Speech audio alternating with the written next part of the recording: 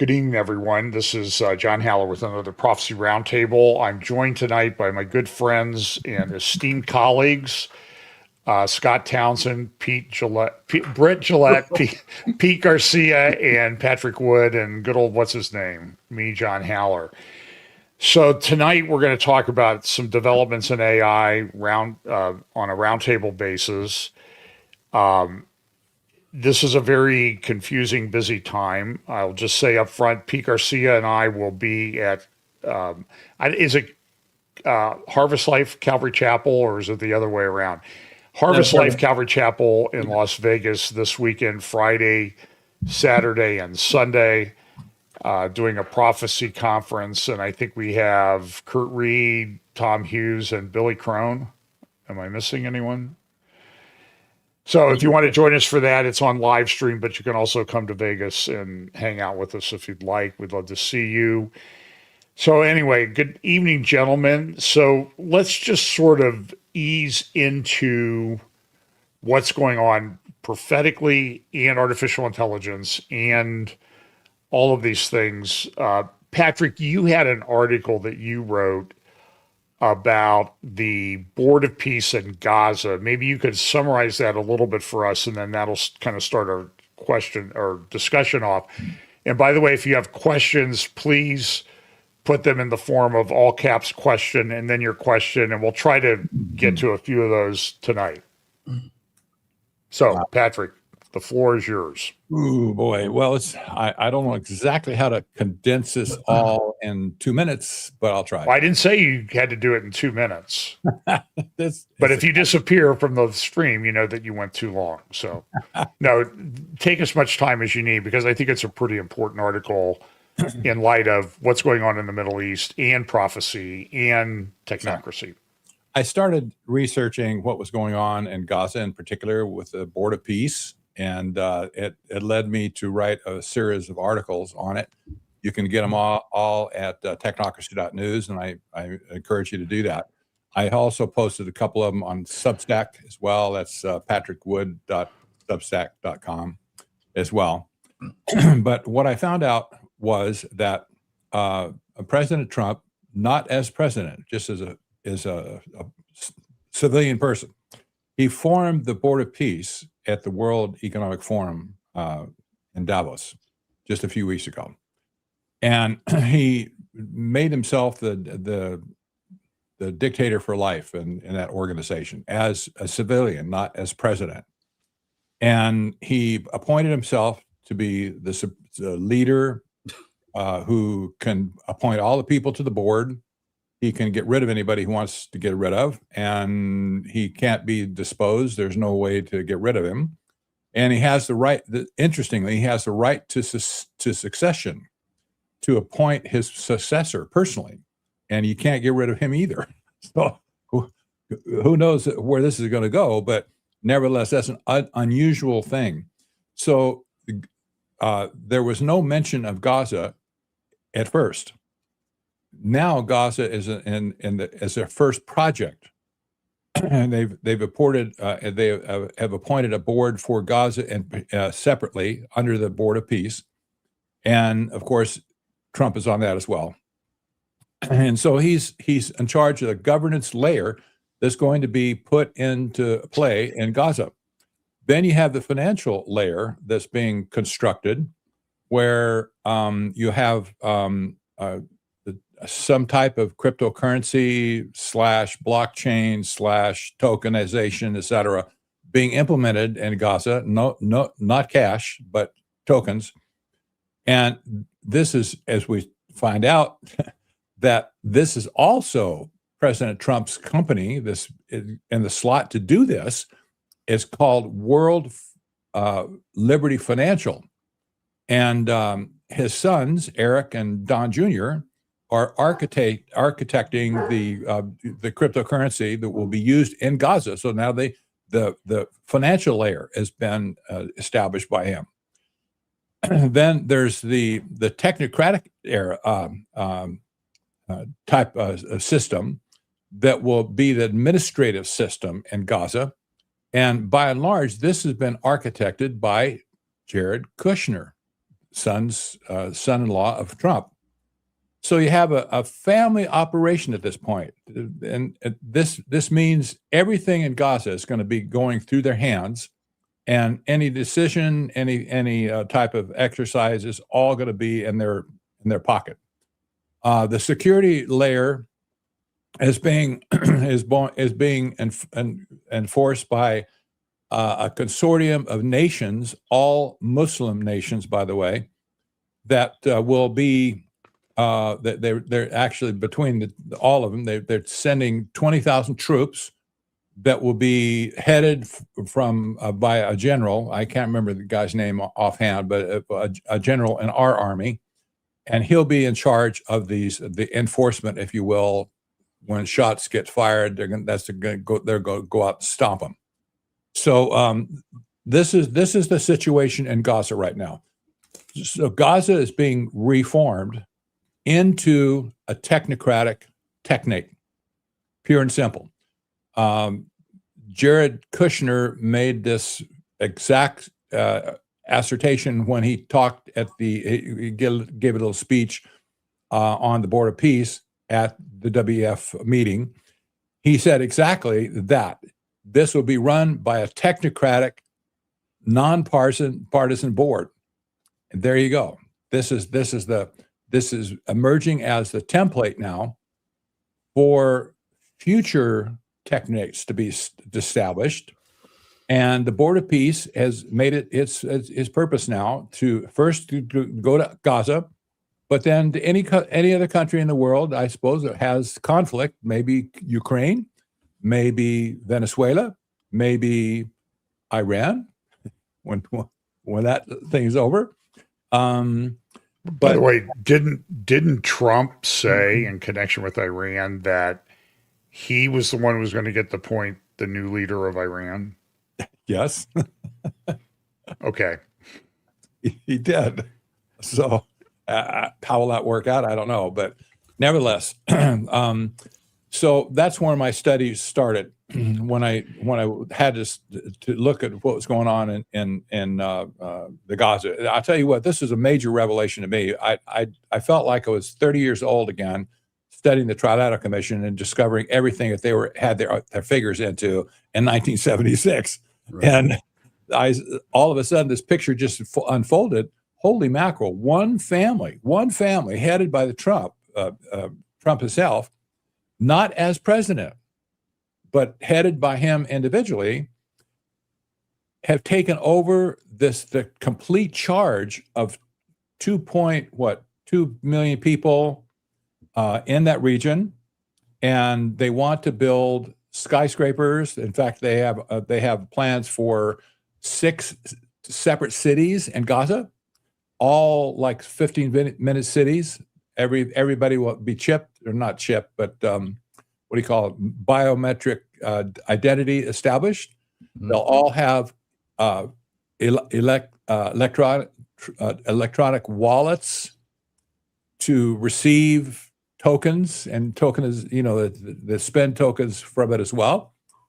And so that's beyond odd for sure, but it's earth-shaking when you consider the ramifications of it, that this is all playing under Trump's hand.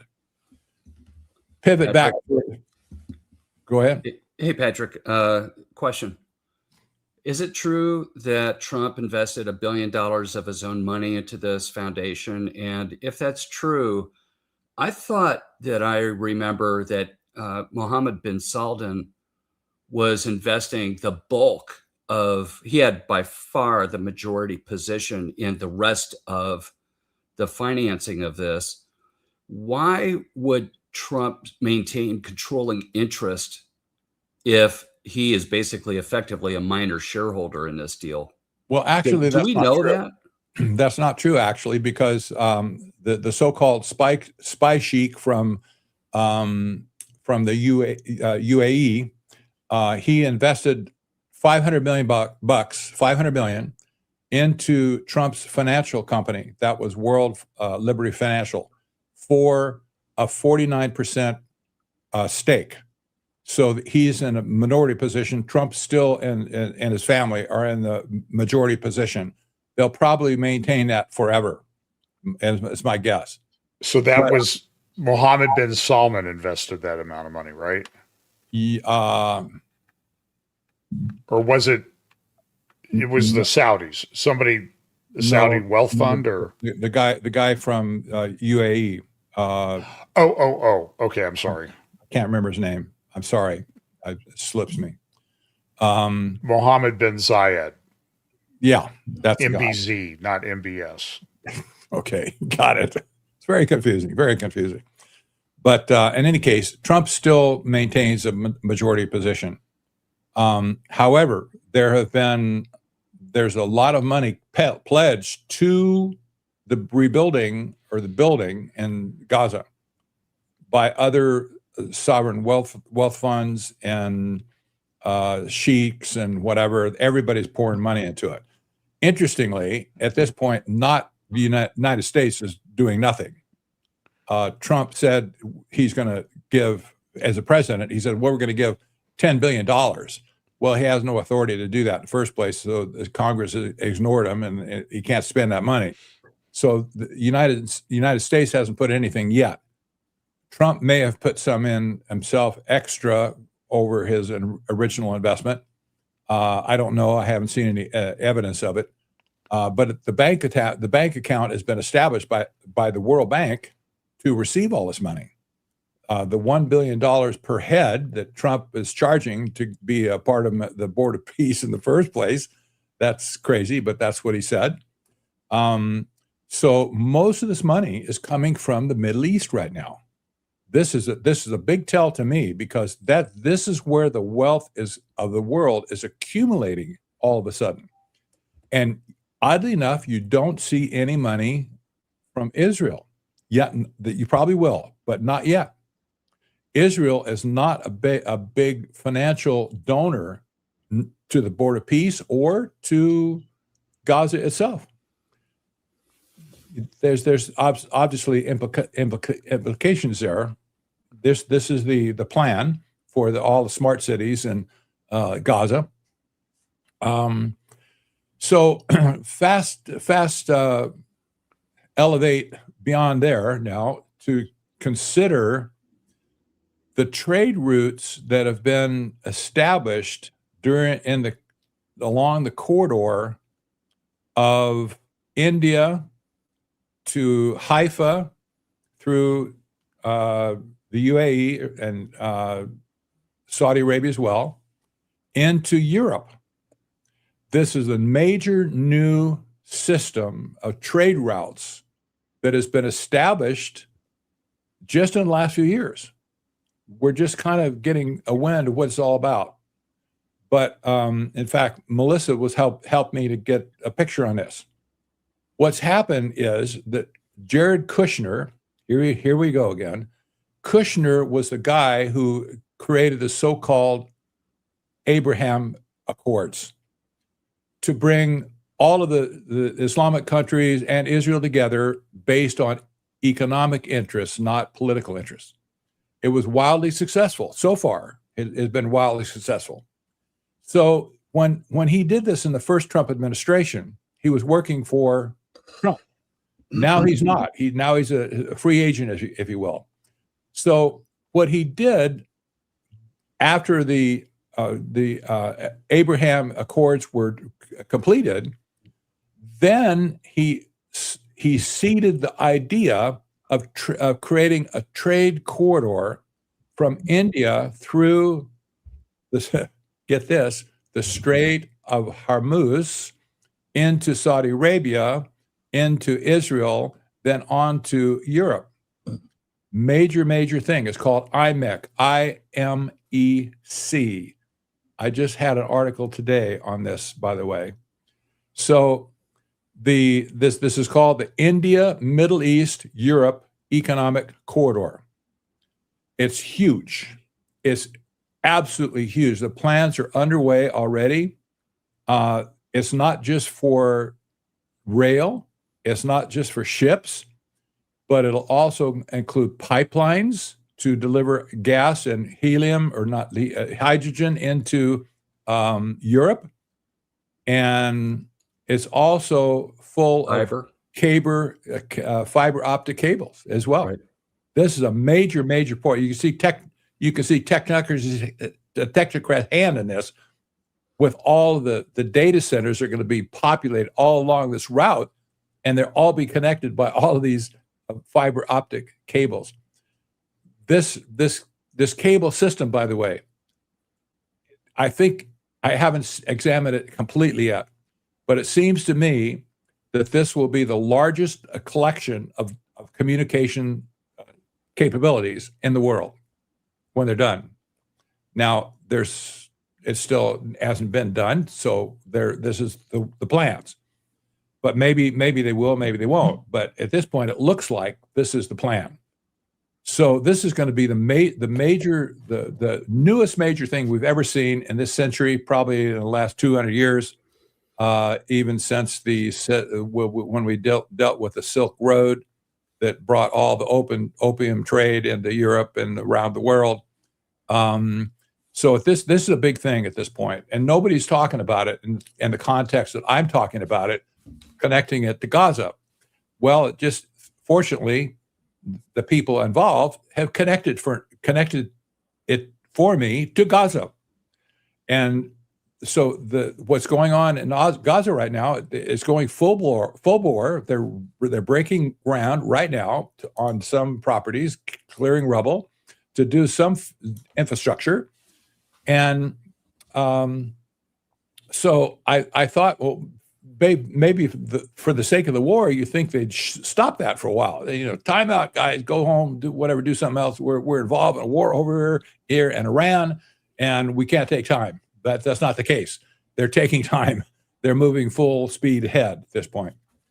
So when you see all the talk about the Strait of Hormuz being blocked by Iran, you have to picture, if you could blow this picture up for me here, you'll see the tip at the. Let me get the. Look. Second here. I got too many. Okay. Well, here's a little bit of a different. Okay. Well, blow it up so that you can see where the strait is. It's on the lower left-hand side of that picture, near Dubai, by the way. Right. Dubai is on the other side of the strait. But the Strait of Hormuz is a strategic waterway that they can't do without. And so Iran said, well, we're gonna block the whole thing, and we'll take the world to its knees. Well, they haven't done that yet. They haven't taken the world to its knees. But I'll tell you what, if they mess with the strait much more, they're going to be in big trouble. I mean, big trouble with the United States at this point, and probably the other countries in the Middle East. But enough to say, you can see why the strait is so important to Trump and all of his allies, and his family especially, but all of his allies in this, and all the people in the Saudi Arabia, UAE, Qatar, all these people have invested billions of dollars in Trump with his schemes to rebuild everything, and like Gaza. You can see why they're just, I don't know, maybe they're chewing their fingernails. I don't think so. Maybe they're figuring, well, Trump's going to figure it out. It's his ball game at this point. And Trump has figured it out. But one point is, the war in Iran is not about nuclear weapons. It's not about oil per se, although the oil is a rich resource for sure. But it's about global trade, because if they can complete this corridor, we're talking trillions upon trillions of dollars of world trade that will go straight through these areas, from India all the way to China, not to China, but to Europe. This is going to be a big, there's more, in other words, there's more on the table at stake than just a few ships passing through the strait.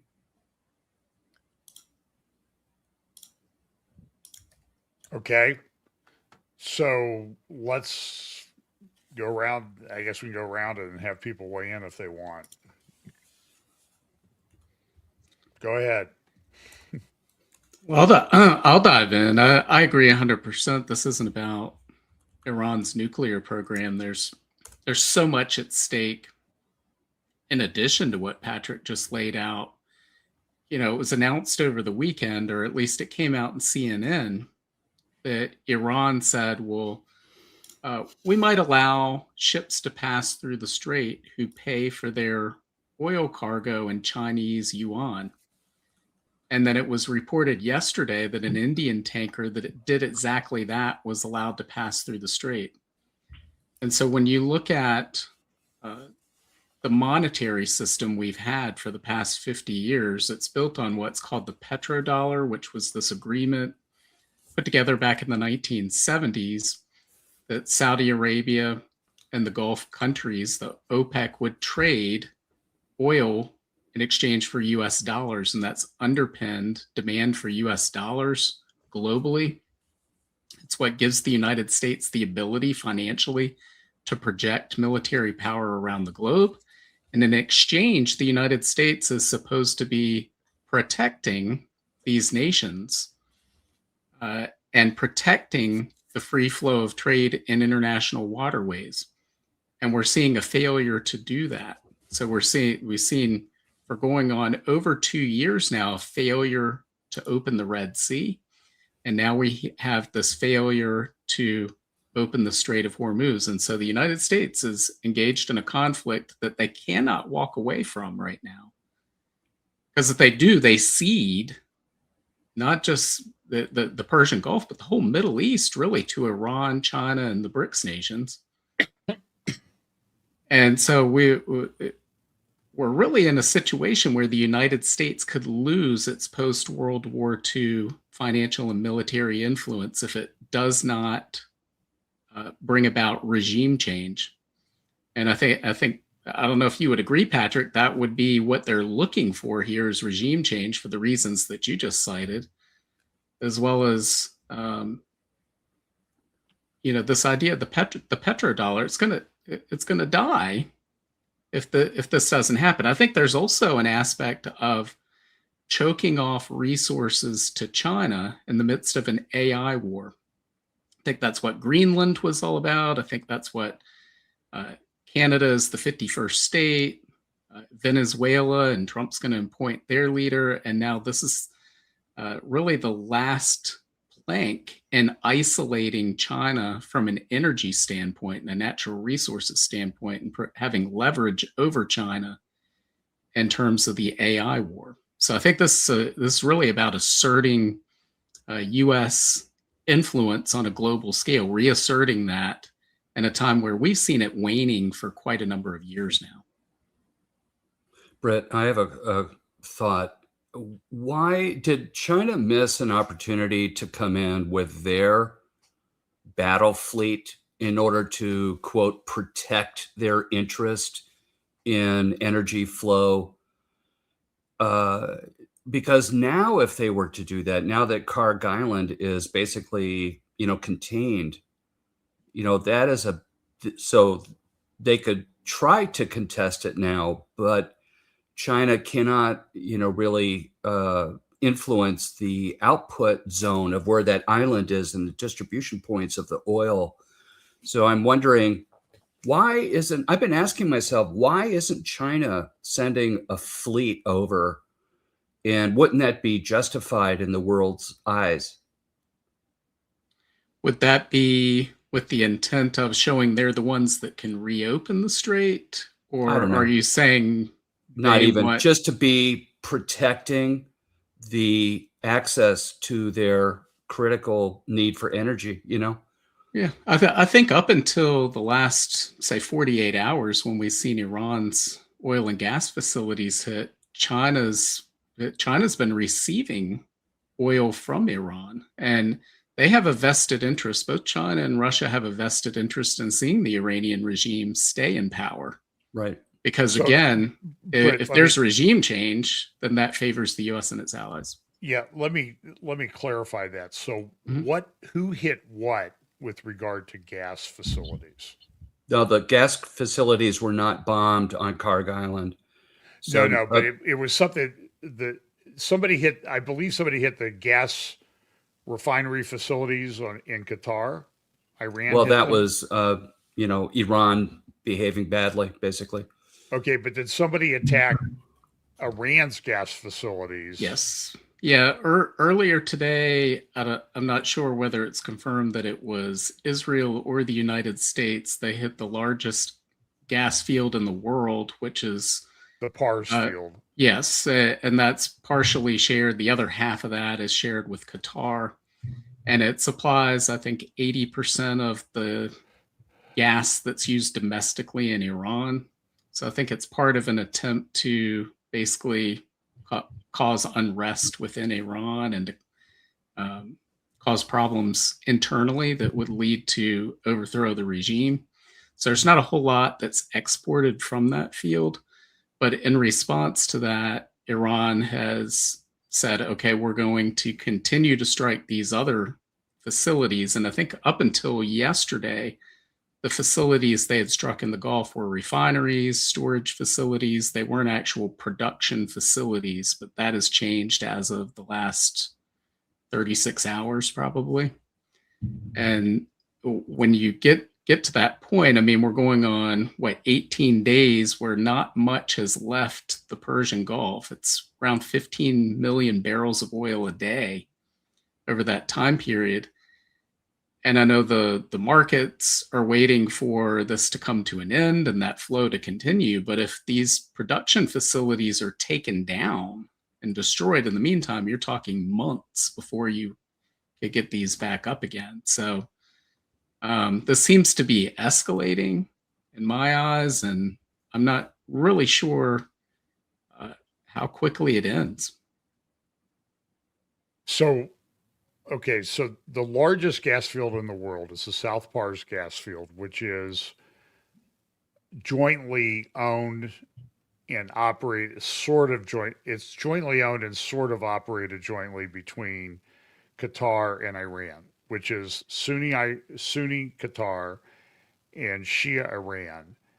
And there's been some allegations that I've seen lately that because the Iranians are distracted with other things, that the Qataris, shock of all shocks, might actually be fudging a little bit and extracting more gas from the field than they're really allowed to under their agreements by doing some like deep lateral drilling. So they're sort of, oh, oops, we just drilled under the line. No harm, no foul. We'll just take the extra gas. And the Qataris have the largest liquefied gas facility in the world, I believe, in Qatar. And I think, Britt, was it you? I think you just made the point that if you shut that down, you don't just, okay, tomorrow we'll turn it back on, because you got to cool everything to, I don't know, 160 degrees below zero or something like that. And once it warms up, it takes a while to cool it back down so you can begin the liquefaction process. I think I understand that correctly. And you may correct me if I'm wrong. So, I don't even know where I want to go with this. The question for Patrick, and then we can go back and comment on all of these moving pieces on this. Patrick, so in the last 18 days since this started in Iran, I watch a lot of news. I read a lot of reports. I read a lot of papers. I read Arabic papers. I follow this.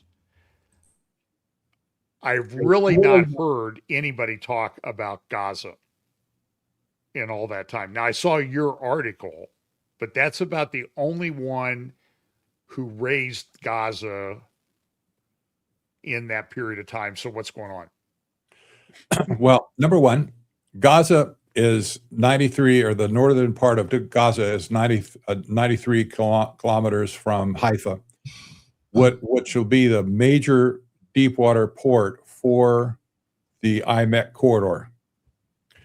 Also, we've had talk, not just talk, but serious talk about building the so-called Ben Gurion Canal that would terminate. It would be a replacement for the Suez Canal, basically put the screws to Egypt for sure. But the idea, this has been around forever. Even it was named for Ben Gurion in 1950 or something. He came up with the idea in the first place. But this Ben Gurion Canal would be capable of floating major ships, container ships, etc. And it will be routed straight through Gaza. Just think of the possibilities here for world trade. If they did that, it would be huge. That would set property prices on fire if that happened.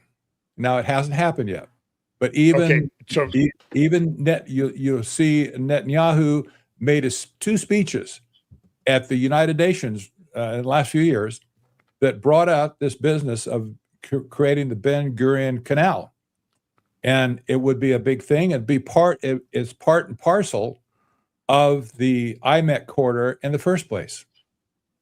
So go figure. Gaza could be, and it'll be important no matter what, but Gaza could be the focal point of global trade going forward. It'd be a huge deal for anybody who's there in the region. Pete, I have a question for you, brother. Did it ever occur to you how odd it is? This dovetails into this discussion here, as to how it seemed excessive that Gaza was being leveled literally to the ground. And it was always in my thought, seeing, those news reports of Gaza basically totally leveled, that it occurred to me, all you need is bulldozers and you could basically start whatever you wanted to. And it almost made me wonder if, we can imagine that this was all part of the plan to prepare for demolition. So the demolition came under the act of war.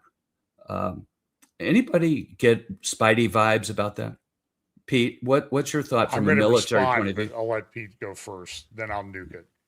They've Figuratively speaking. they've got the Hamas weaponized every square inch of that land there, building tunnels, putting weapon stores in schools and hospitals. I mean, they're really, Gaza's not very big to begin with. So when you cram all those people in there, and you've got very limited space to maneuver, the only place you can go is, down or up. So everything that they have above ground has been used either directly or indirectly to support the Hamas mission. And then they've done extensive tunneling, far more than what the Israelis were tracking prior to October 7th. So I think in the long-term strategic sense, Netanyahu may have had that in mind. Let's just get this Gaza thing done once and for all. Let's make it so that it cannot come back in the way that any way, shape, or form. And honestly, I thought it was going to take a lot longer for them to get around to wanting to talk about reconstruction, given how much damage, subterranean damage is there, under the ground, as well as unexploded ordnances, mines, who knows what. And I think that's probably going to take the longest amount of time, is to get all of the dangerous stuff out of there before they can start thinking about reconstruction. Wonderful use case for Elon's robots, don't you think? And the boring tunnels and the boring company and all that. And the boring company. Ooh, yes. Okay, so I'm going to give you my view of the Ben Gurion Canal. And I'll start off with, this is a page. It doesn't, I apologize, it doesn't show up because it's It's in dark. This is at Honest Reporting. They have mapped, let's see, they have mapped 47.2 of 400 miles of the tunnels in Gaza. I've been down there a couple times recently. I don't think Gaza is completely level. You see pictures of it. There are certainly down at Rafah and some other parts, but in the northern part of the strip, there's still a lot of building, and you can get a lot of videos from Palestinian accounts about the shopping and stores and everything that are still active in the Gaza Strip. This is a humongous problem, the largest terror base underground ever built in human history. It was built for one reason. They built the tunnels, then put the hospitals, the schools, the residences and stuff on top. And so Israel's not destroyed that much of the tunnel system. It still exists. I don't know how it can be done. I've talked to security people there. It's an almost unsolvable problem. So I don't think the original, somewhere on my computer, I have the PDF, a PDF of the original Ben Gurion Canal project. I think it's kind of a red herring myself, because to make Israel look bad, and I'll say why. The original part of that, it was done by one of our laboratories. It might have been well, what's the one around Chicago? Nuclear laboratory. It's not Livermore. Los Altos. No, it's around. It was done. Alamo. Livermore is in California, I think. Right. But this one was up, I believe, in the Chicago area. Brookhaven's in New York.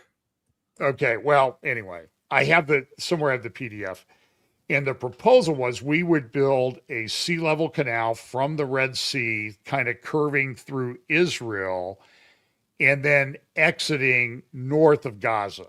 It was not going to come through Gaza. There were some extremely anti-Israel websites that picked this up and said, oh, the only reason Israel went into Gaza was to build the Ben Gurion Canal. And I think that's complete, I don't know how to say this. I'm not trying to cast aspersions on anybody. I think it's complete anti-Semitic nonsense. The way they were going to build that canal, though, was they were going to set off, to excavate the area, because some of that goes through mountains. They didn't want to do the lock system. They wanted a flat canal like they have in Suez, from sea level to sea level, with no lock system, and not a lock system like they have in the Panama Canal, which is technologically difficult, particularly in the area of drought that they've had over the last few years, or 10 years, which makes using the locks difficult. But they were going to excavate the canal by exploding underground nuclear weapons. This is in the proposal. And I don't know how many dozen of these. I'm thinking it was at least 50. And my view of it was, in today's environment, nobody's setting off 50 nuclear weapons to build a canal. It's just not going to happen. Now, that's not to say that somebody might not want to excavate it, but it's technically charging, because there's a little mountain. There's at least one. There's mountains in between that have to be dealt with to get through them. But that's separate and apart, though, from the IMEC corridor, which had rail systems and that type of thing across Saudi Arabia, Jordan, ending up at Haifa. The original Ben Gurion Canal project design was to end at Ashdod or Ashkelon, north of the Gaza Strip. Up here's Ashkelon and Ashdod. It was to come ashore somewhere in there. And that's a sort of industrial port area. You can see some of I don't know if it shows up on that graphic, but some of the port area there at Ashdod. So And if you're down there, it's obviously a port area. You can see it from the highway and everything very easily.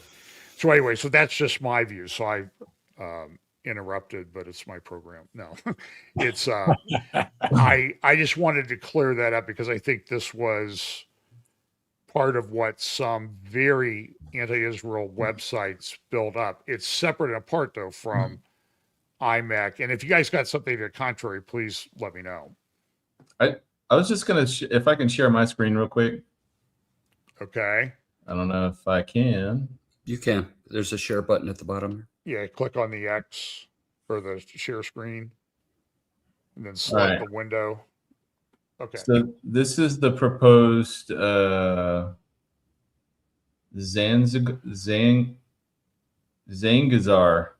I don't know. And this goes from China through the Stan countries. It's using old Soviet rail lines and stuff. They're trying to revamp it. And I think what's interesting about both of these, this is part of their Belt and Road Initiative, right? Yeah, is that they are both looking for overland options, as if they read Revelation 8 and 9. You know, the oceans turning to blood, or all of that. So they're looking for alternatives apart from the sea. And I don't know, that just struck me. I don't know if that means anything right now. I mean, sure, nobody's really thinking about it as a motivation, but we'll see how this will come into play down the road somewhere once the oceans and stuff start getting channeled off by God. Well, China's been working on this for years. In fact, there's a city there along one of the Stan Republics, China. It's either Stan Republic and a Russia border, because Russia uses, I believe, a narrower gauge railway system. So everything has to be offloaded onto different rail cars that fit the Russian railroad gauge. Yeah. And it's like the largest inland port in the world. Yeah. Someplace I have a thing of that from South China Morning Post from a number of years ago. Anyway. I just thought that was interesting. But yeah, the lab you're thinking of, I think, is it Argonne? Yeah, Argonne. That's it. Yeah, that's right. That's right. Okay. But yeah, this is completely off topic. Are we still staying on this, or are we jumping on to anything No, else? I think we need to talk about this a little bit. I mean, it's a very complicated issue. I think the one thing I'd like to pitch in is just how fast things are moving. Yeah, the problem is that it's not really well documented or disclosed anywhere. I think a lot of this is backroom stuff, just like typical, I just, who knows what's really happening right now? I certainly can't keep up with it. I don't know about you guys. Well, I think there are a whole bunch of trade corridors being proposed. So, for example, this is the port Cargos, I think it's called, or Corgos, the largest dry port in the world. That was from the South China Morning Post back in, it's got to be 7-8 years ago at least. They had this massive series on the Belt Road Initiative. And then there's also, and maybe we should talk about that, there's also TRIP. The Trump, I don't know what it stands for, TRIPP. It's the Trump, it's a corridor between the Caspian Sea and the Black Sea through Azerbaijan, Turkey, by Armenia to the Black Sea for Caspian Sea oil. And it's called the Trump something. I'm sure Melissa will know what it is if she wants to text me or message me. Is it the TRIP implementation framework? Trump route for international peace and prosperity. Yep, that's the one.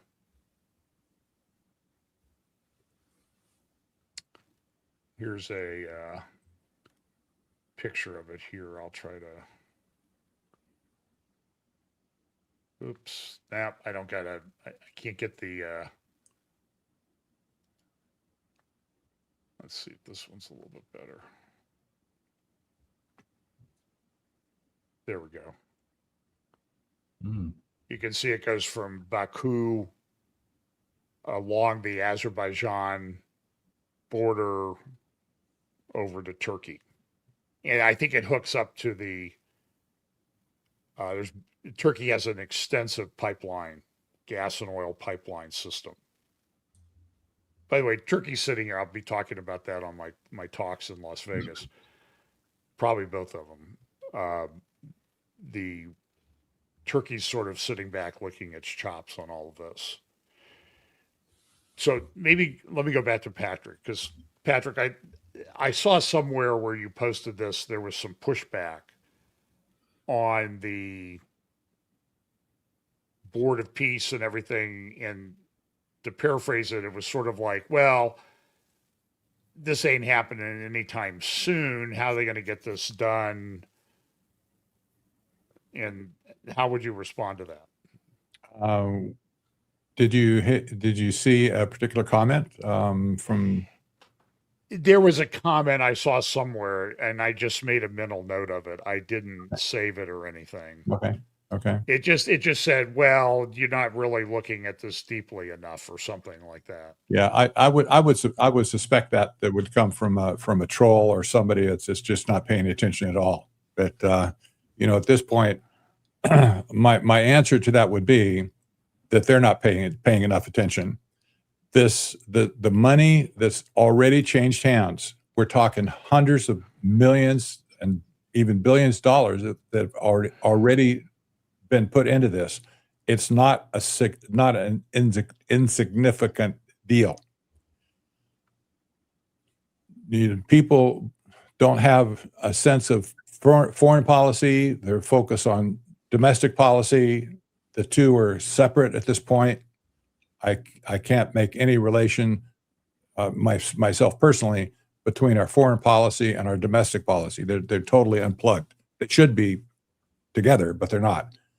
So what's going on in the Middle East right now, especially with relation to Gaza, the president has taken upon himself to declare himself the supreme leader of the peace board. This is unprecedented. This never happened in the history of the world, where a sitting president declares himself to be the sole leader of something that's designed, and even by his own word, to replace a function of the United Nations. This never happened. And it's probably illegal. My guess is somebody's going to challenge it eventually, and he can't do that. You can't pledge money. He made an executive order establishing the peace board in America like an NGO. That probably could be challenged as well legally. But this is unprecedented at this point. And it's beyond strange. I feel like that Trump is setting this up, but I don't think he's going to run it for long. I think he's going to appoint afterwards, maybe Jared Kushner or somebody, will be the one that takes that and runs with it.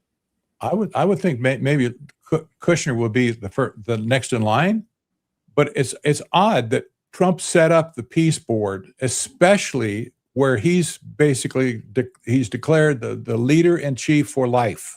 For life, nobody can depose him, and he has the right to pick his successor. That's reminds me of what goes on in England, right? With the king. The king will pick his own successor. They don't vote on it. It's just he'll say who it is. Yeah, maybe Kushner is next in line. He's a young guy compared to Trump.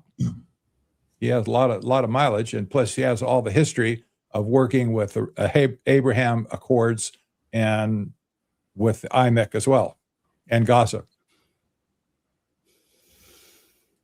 To me, the Board of Peace seems like an action arm, the action arm of this new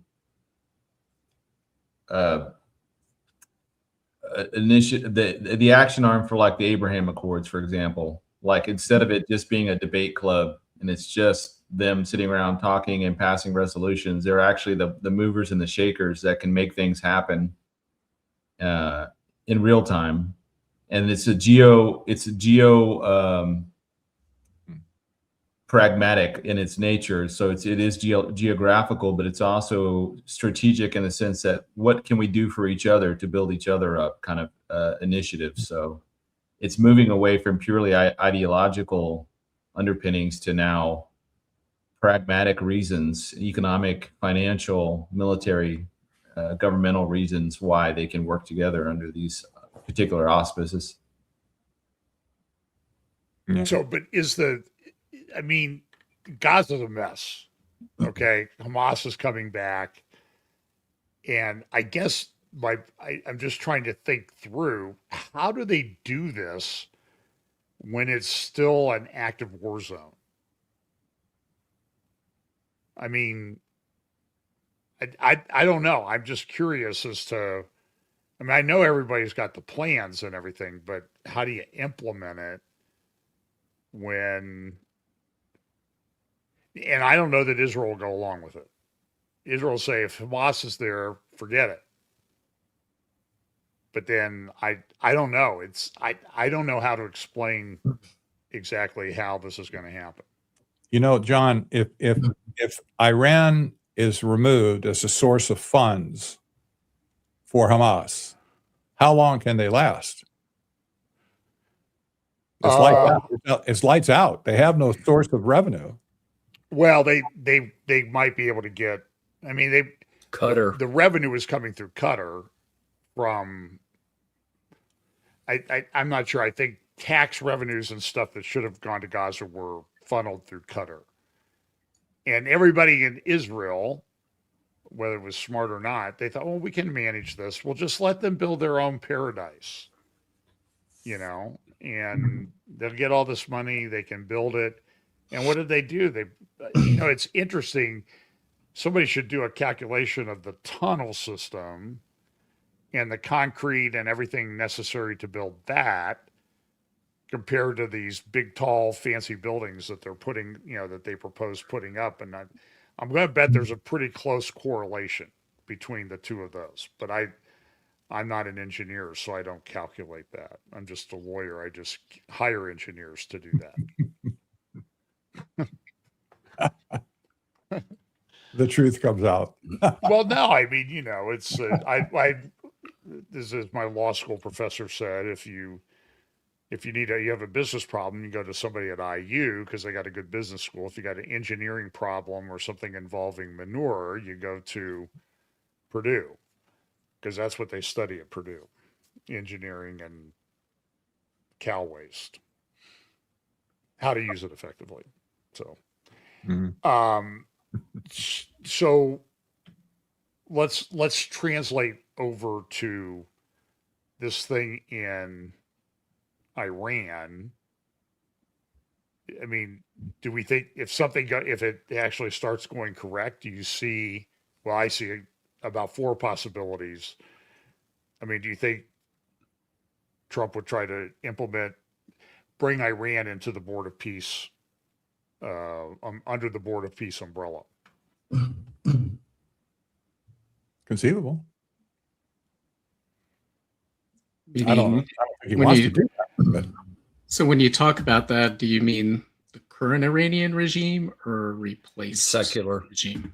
Well, Yes. they'd have to replace the Iranian regime. Right now, the problem is that they're killing all the mullahs and they're killing some of the IRGC, but the IRGC has a lot of money and muscle.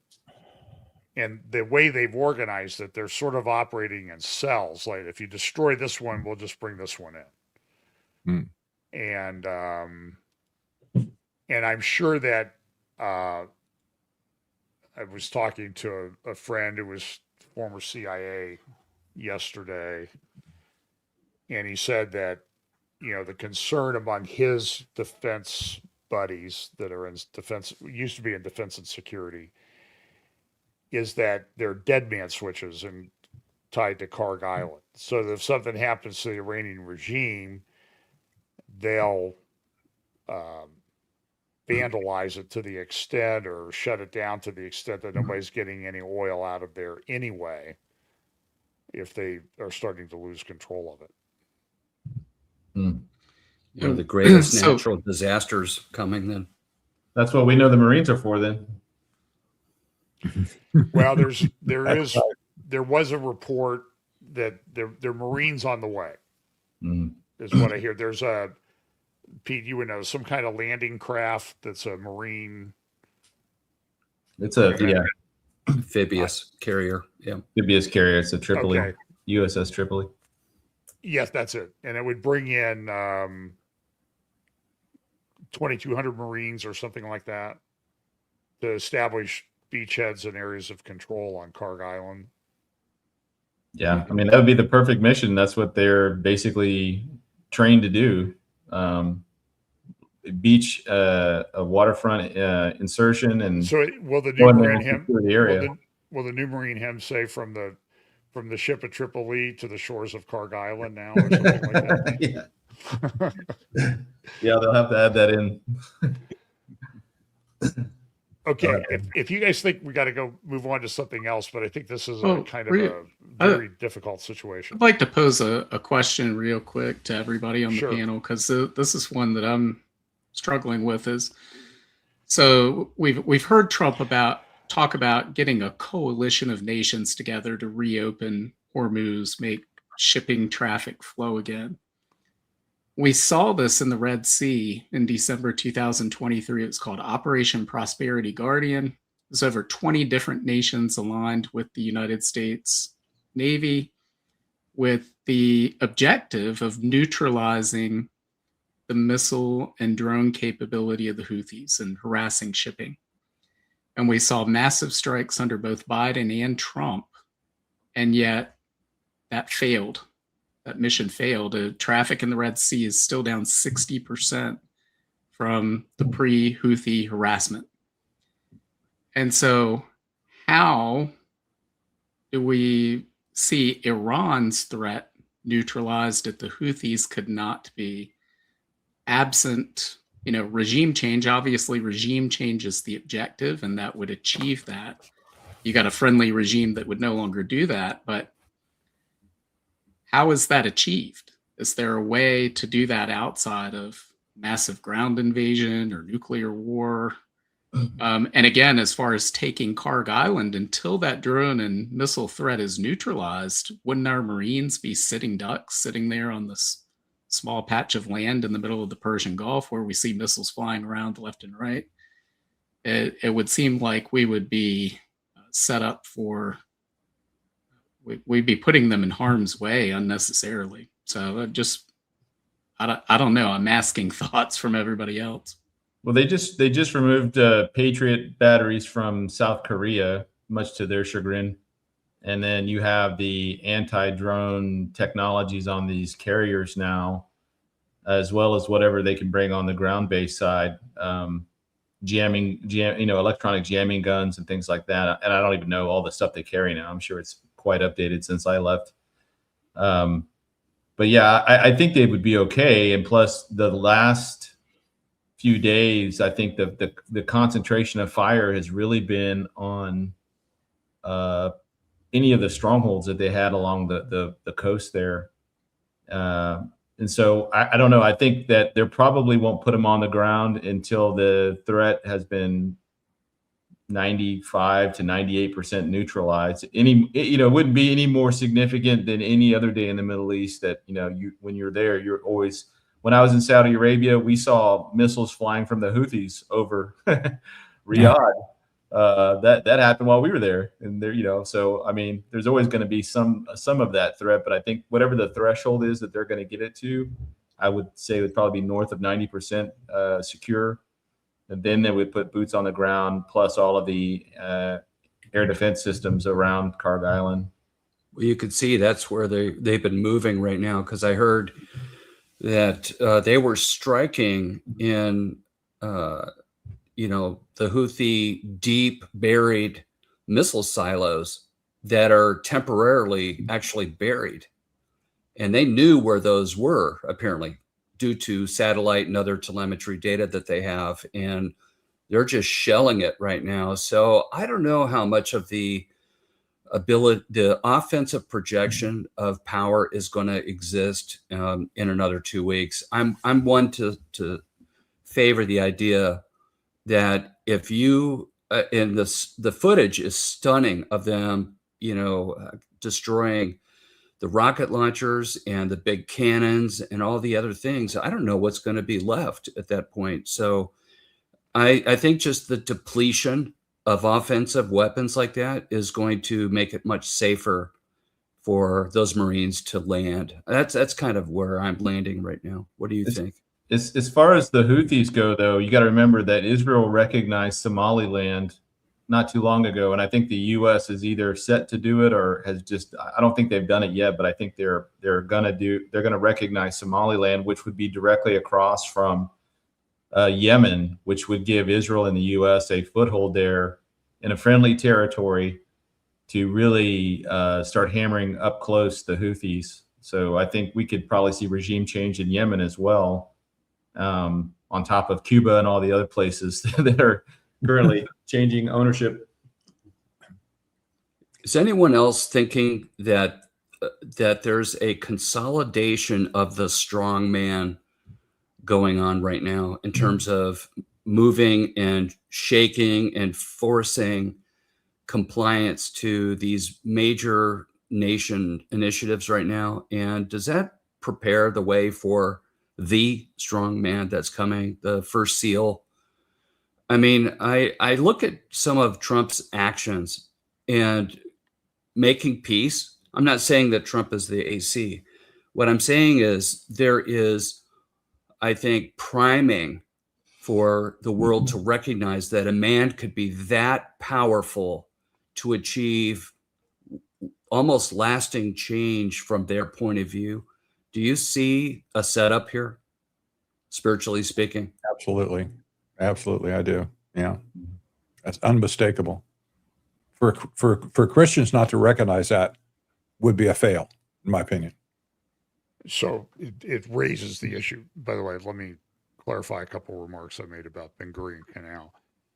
One of my points when my analysis of the Ben Gurion Canal was that it was to get part of the revenue that went to the Suez Canal to the Ben Gurion Canal. But I don't know what the cost was. The cost was going to be, in today's terms, $100 billion to build this canal. And if you got half the revenue from the Suez, that's at most like $5 billion a year. Mm-hmm. And I don't know that. I think the point I made when I was discussing them with someone was even the Antichrist has an accountant,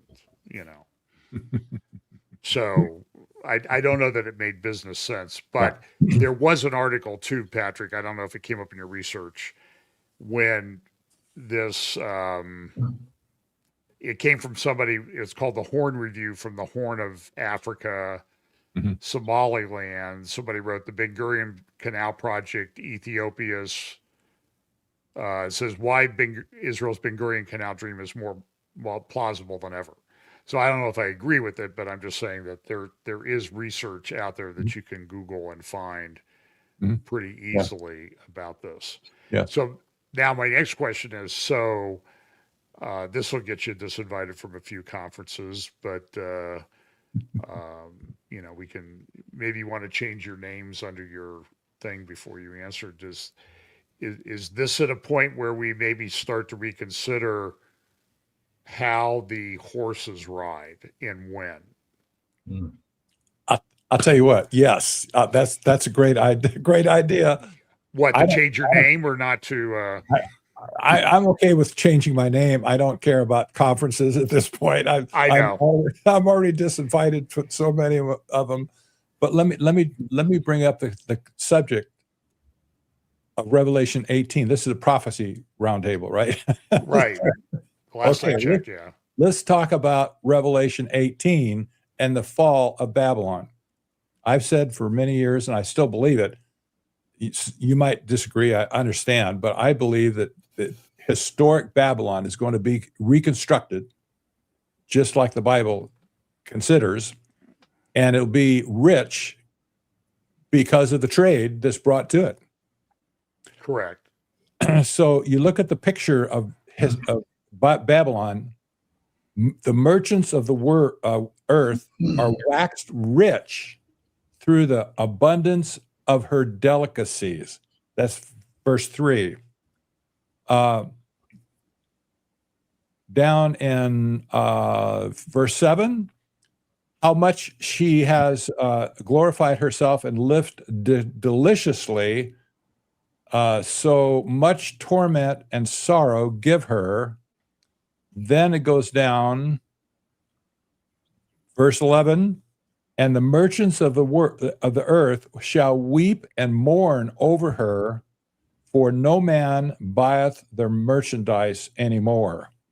The merchandise of gold, silver, precious stones is all the expensive stuff, pearls, fine linen, purple, silk, scarlet, and all the fine wood, that's ironwood, I think, and all manner of vessels of ivory, and what manner of vessels of the most precious wood and of brass and iron and marble and cinnamon and colors and ointments and frankincense and wine and oil and fine flour and wheat and beasts and the sheep and horses and chariots and slaves and the souls of men.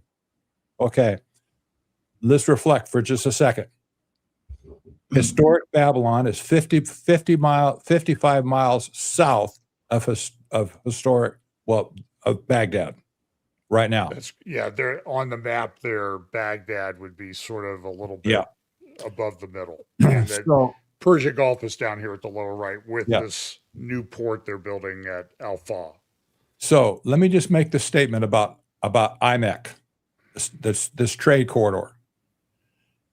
There's no other trade corridor in the world at this point that could carry so much trade than this corridor.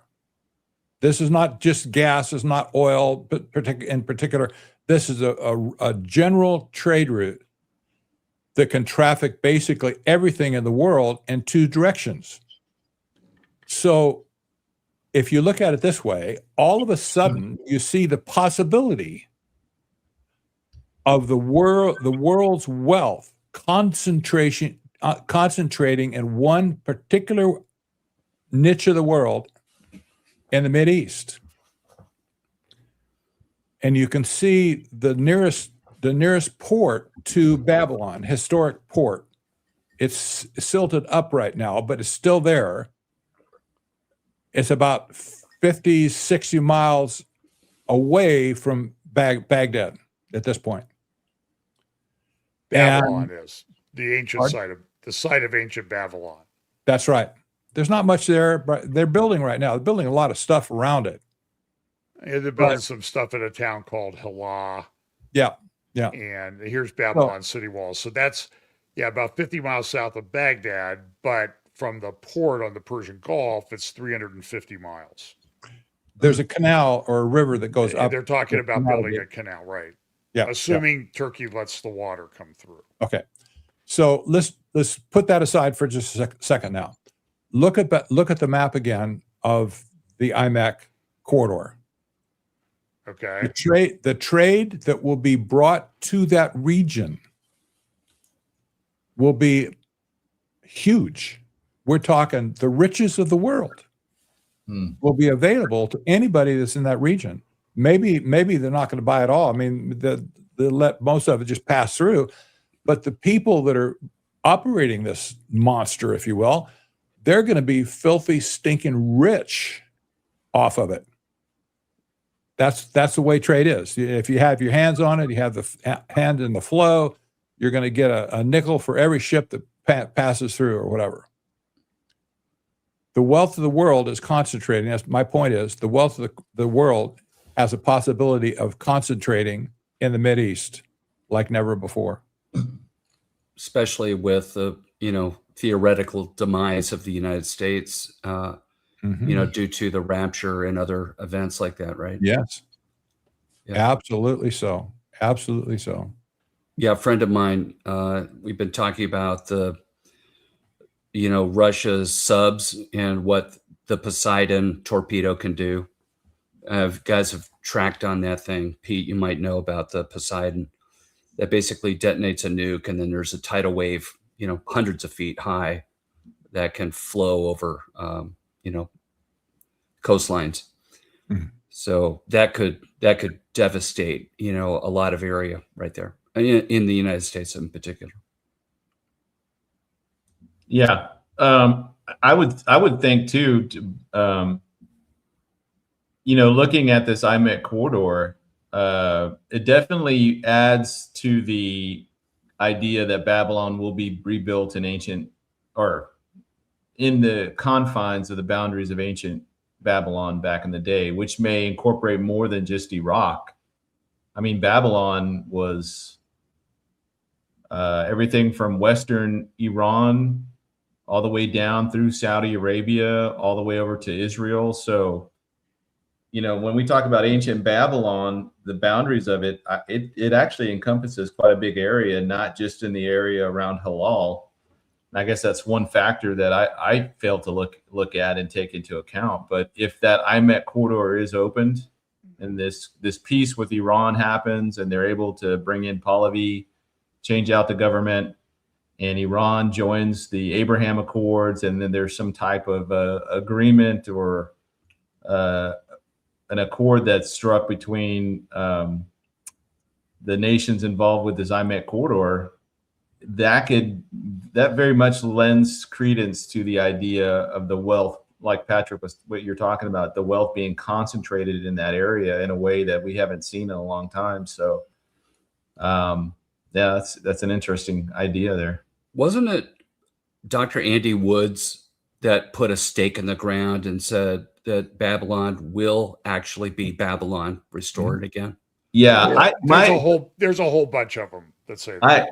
My issue with Iraq right now is not that it didn't make sense geographically and geologically. It didn't make any sense. Why would you run a canal up to where, south of Baghdad? For what purpose? And then is it going to go all the way through, or do you have to make it wide enough at the end for it to turn around? And so there's still a lot of unknowns that are happening. But the big thing for me, logistics. The big thing for me is the government. I mean, Iraq right now is a bag of cats. I have a hard time seeing that place getting stabilized. And it's different from Iran. It's different from Afghanistan. Well, hang on. At Revelation 18, it will be organized by the Antichrist, right? Yeah. So extreme pressure, there will be no wiggle room. You comply or you're dead, basically. So what we consider a bag of cats is going to be fixed by Mr. Fix-It, as Jan Markell would always say, right? Yeah. Well, after the let me- rapture, there's no need. I mean, Satan doesn't need all these different competing ideas. He's the author of all these false religions. So after the rapture, he can just consolidate them down into one, which is what we'll see what happens. So is the description in Revelation 17:18, is it a region or a city? I vote for city. It looks Okay, like a well city. then it's got, really right now, I think we can agree, at Babylon, there's nothing at the site of ancient Babylon. There's some archaeological Ruins, basically. ruins, right? There's not, and I get Saddam built listen, some stuff, but I'm not saying that it can't happen. I want everybody to know that. I'm just saying I'm kind of a logistics guy and a threshold guy. So what does Babylon have to, the threshold for when you can say Babylon is that great city that rules over the kings of the earth? Okay, that's a threshold. Okay, what do you have to hit that to John, say, okay, this is what was prophesied? John, I don't think this has anything to do with logistics or what makes sense. I think this is a spiritual seat of power. I understand, And but that's it's a why massive city that people watch it burn and they weep from the ocean. So if you're 350 miles away, that means that there's got to be something there. Let's look at it this TV. way. If the Board of Peace actually gets traction and the U.S. further puts itself into a situation where we divorce from the United Nations, or they end up relocating or wanting to relocate out of New York City to somewhere else for whatever reason, I could see them moving to a place like Iraq, which would then put all of the world's focus, and then the people in Iraq would have to behave. All the different fight, and this is after Iran has been pacified, temporarily, and then you put the United Nations in Iraq at some point. I mean, this may be after the rapture, this may be years away, but then that, it kind of forces that place to behave, because now you've got all the nations represented there, all the religions. And it could happen, but I agree with John in the sense that logistics, it's like the third temple. It's not going to, it can be built quickly, but it can't be built instantly. It's going to take a little bit of time, and this city and the infrastructure, the economics, the ports, all that stuff is going to take a little bit of time to happen. Just So before when you said that, just before you said that, I was just about to say, this in Iraq, this sounds like a job for the Peace Board. Well, maybe the next one. and like I said, I don't oppose Babylon. It's just that I want us to be accountable to actually, facts on the ground, which I don't see. I know they've built a few berths at the port at Al-Fa.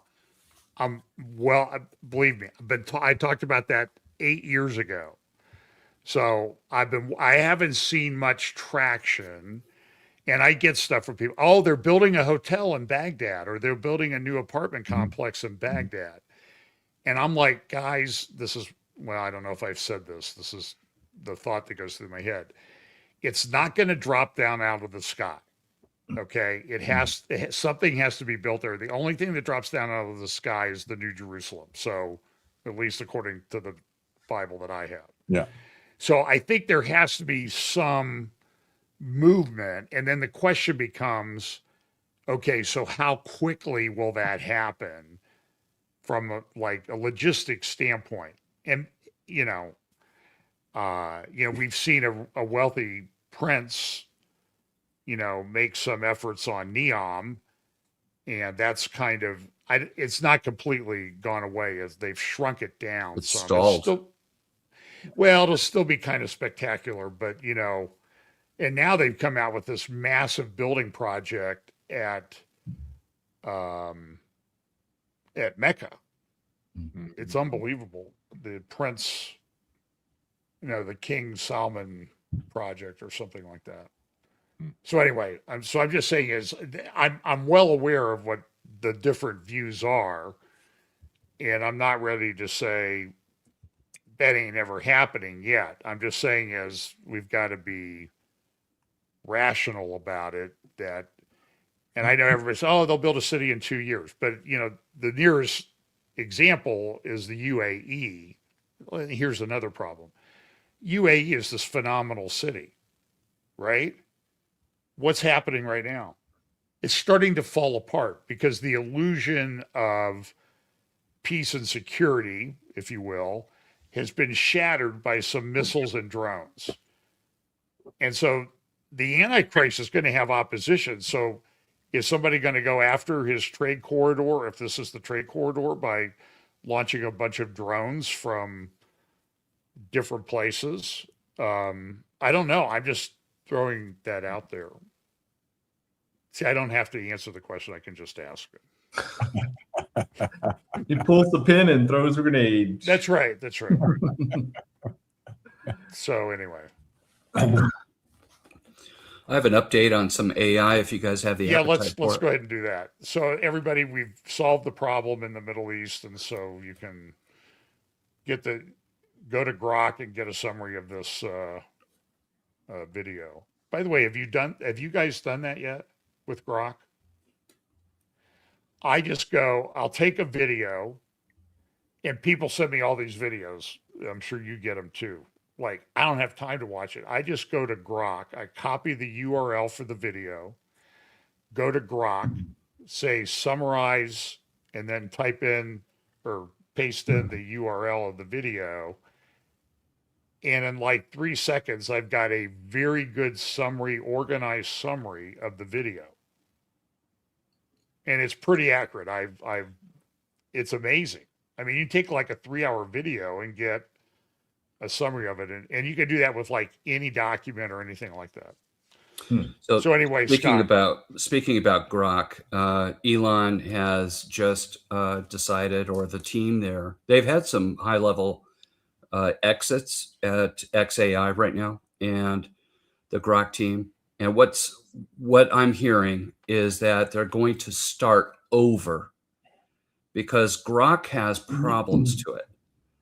Okay, and Elon's comment was it wasn't set up to be trained correctly from the very beginning. So I think it's an alignment problem, and I think they're about ready to double down on it and start a new effort to create a new version of Grok. Just a heads up on that. But I do want to do an update on the competency of AI. I had the privilege of going to factory.ai in San Francisco last Thursday in San Francisco on Townsend Street, no less. And it was half of a hackathon and half of a educational thing by the executive team there on their new Droid platform and a new thing that they call Missions. It's a long horizon agentic framework. And while I was there with one of my buddies, I was able to work with it. And the nice thing was they had people milling around giving you help to understand how to adopt it correctly. Here's where I'm going with this. I gave it some pretty sizable workloads on one of the apps that I'm working on right now. And essentially, it works differently than Claude Code and OpenAI and Gemini that are very, very strong models. But the way that they harness the AI in Factory and Droid is pretty incredible. I was able to run some missions, if you will, some product feature requests, some screens that I needed, and I needed to coordinate it between the back-end database and the front end. And I walked away for hours. 12 hours later, when I woke up the next day, it resumed and it was done. And 12-hour workload, continuously running, doing all the testing, doing all the verification. So the way it works is there's an orchestrator, and then there is which is a very smart model. In my case, I used Opus 4.6 on it.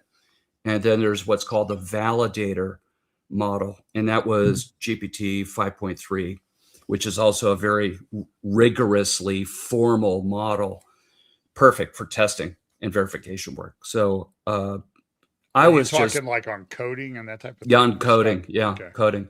And I was absolutely blown away by this. And I am continuing to do this. I'm working on several software projects right now. And I couldn't believe it. I was at the dentist with my wife yesterday, and on my phone, I'm seeing evidence of the agentic framework continuing to work while I'm researching stuff on YouTube in my car, waiting for my wife to come out. So, and it made me insanely happy from a productivity point of view. But I think that there's, just a massive transform that's happening right now with software engineering. And I'm seeing it firsthand. So I've been working with AI coding for probably 3.5 years, way before it became super popular. And it is staggering what can be done now. I've never seen anything like it. And just to help our audience understand the parity here, back in my career, when we would do software engineering projects like this, you would hire an entire team to do this, 10, 20 people. And all the engineering would be coordinated around the world. We had pockets in Bangalore in India, and we would have some in Belarus and Ukraine. And, it was a worldwide floating, development effort. The teams would pass code and stories and epics around the world on a time zone like that. So today, I'm basically getting the equivalent of that 20-person team by myself in weeks, not years. And that just gives you kind of a level of calibration as to how far AI coding is coming. And furthermore, I want to say something interesting that really surprised me, but makes sense when you think about it. The factory team, when they're testing their agents, they basically have a suite of 50 SaaS products, and they task their agent Tell us what SaaS is, Scott. Software as a service, SaaS. And basically, they say to one agent, go make Salesforce.com. Another agent, go make Slack. Go make QuickBooks. Go make this, that, 50 different projects that they have. And they measure their progress, maturity, and success based on how far can that agentic framework go. And I guess the story goes that one of their iterations that they did ran for 16 days at one shot, basically. So if you can imagine software with millions of lines of code in it that took a team, a big team, 500, 1,000 engineers, 10 years to do, and it's being done in 16 days. It's not completely parity yet, but you're beginning to see where the engineering side of this is, and what this means for us.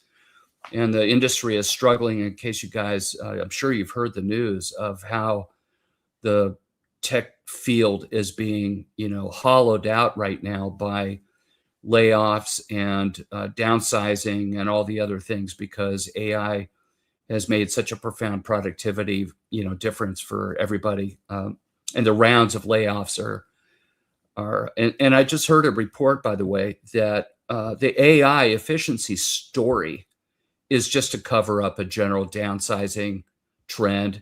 They don't want it to look like a reduction in force. They would rather, blame it on AI and the wonderful productivity that we're getting, instead of saying we overhired after COVID and we need to downsize to readjust our P&L.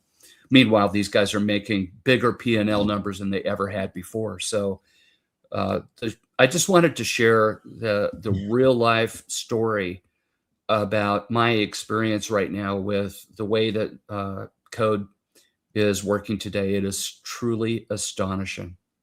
So, Scott, how quickly have you seen that transformation? For instance, you said it did what a team of 20 used to do. How long ago in the past would it have taken a team of 20 instead of AI? Years. So here's the progression, because that's a great layup for this, Britt. Let me help the audience with this. At the beginning of AI, what you did is you worked in a browser. So you go to Claude, and then you would type in your prompt, and you would get an output of code. You would copy that code, open up your integrated development environment, an IDE like Visual Code, VS Code or Visual Studio. You'd paste it in there and then run it to see if it worked or not. Fast forward another year, all of a sudden IDEs, so the integrated software development environment, especially Visual VS Code, which was a fork of Visual Studio, began to be able to integrate calls into AI directly in the environment, the IDE, which is like, think of it like a sophisticated word processor almost. That's way oversimplified, but you can see what the code is. You can change it, edit it, run it. But the difference is, instead of going to a browser and pasting it in and going back and forth all the time, it would use an API to go get the results of the query, and it would come back and integrate it back into your code locally. That process took another year and a half And we were getting very, very good results from that. And the latest big innovation came from Cursor, one of the big IDE companies that began to have agents inside of their system. And that meant that you can get parallelism of programmers, and you could see it and manage it and work with it and test it and everything. That was incredible, leap. And that was 6 months ago. Okay. See the trend? And then there's been test harnesses like BMAD and other frameworks like that were trying to create the long running agents. That is very, very difficult to do. But and to keep it coordinated, so that they're not overriding and crashing each other and, going off the rails and not following instructions and steering input. That process began to get radically improved, I would say, about 2 months ago. This is all brand new.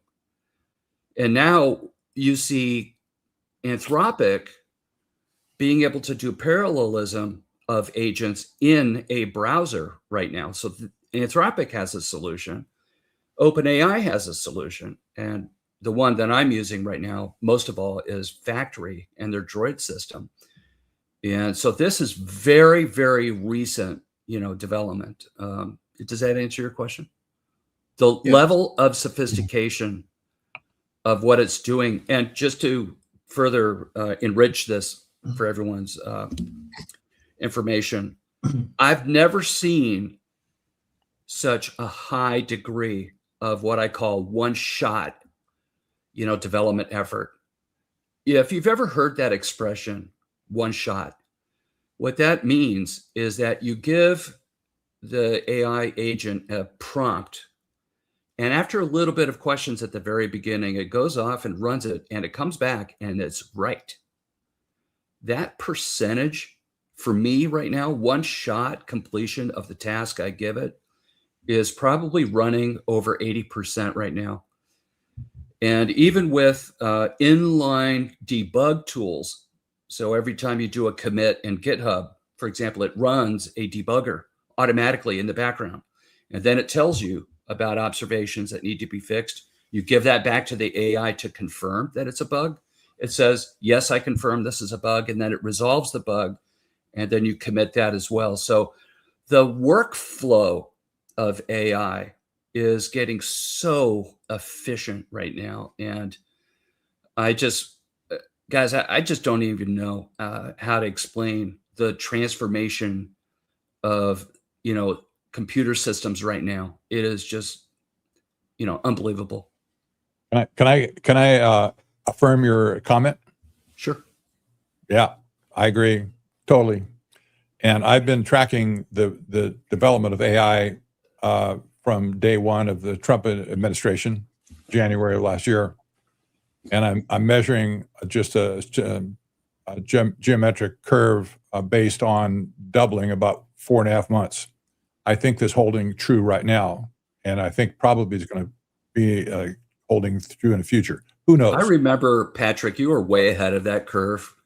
I have a lot of respect for the way that you imagined. At the back of a napkin calculation, you said it would multiply by 2,500x. Wasn't that the number? So here we are. We've had the first. I'm seeing it. First year of Trump, AI went from 2, 4, 8, 16 times. That's from December. We're in the 5th quarter since then. January, February, March. This is the 1st quarter of this year. We're just closing it out in a few days. In this quarter, it's gone to 32 times. Where you are right now is 32x. That's subjective. I know. Don't hold me on that. But the whole point is just how the trajectory is going. At this point, if you think that you're wowed now, just wait until it hits in 2nd quarter 64 times. Wait for the 3rd quarter 128 times. And by the end of this year, 2026, it will have increased 256 times. So Just I want to imagine the implications of this. let me comment on that, Patrick. I agree that it's astonishing, and I think another 3 months, and we're going to see another major improvement in the reliability of multi-agentic systems. But let me, just for our audience that may be remembering concepts like OpenClaw or a ClawBot, or what's it called now?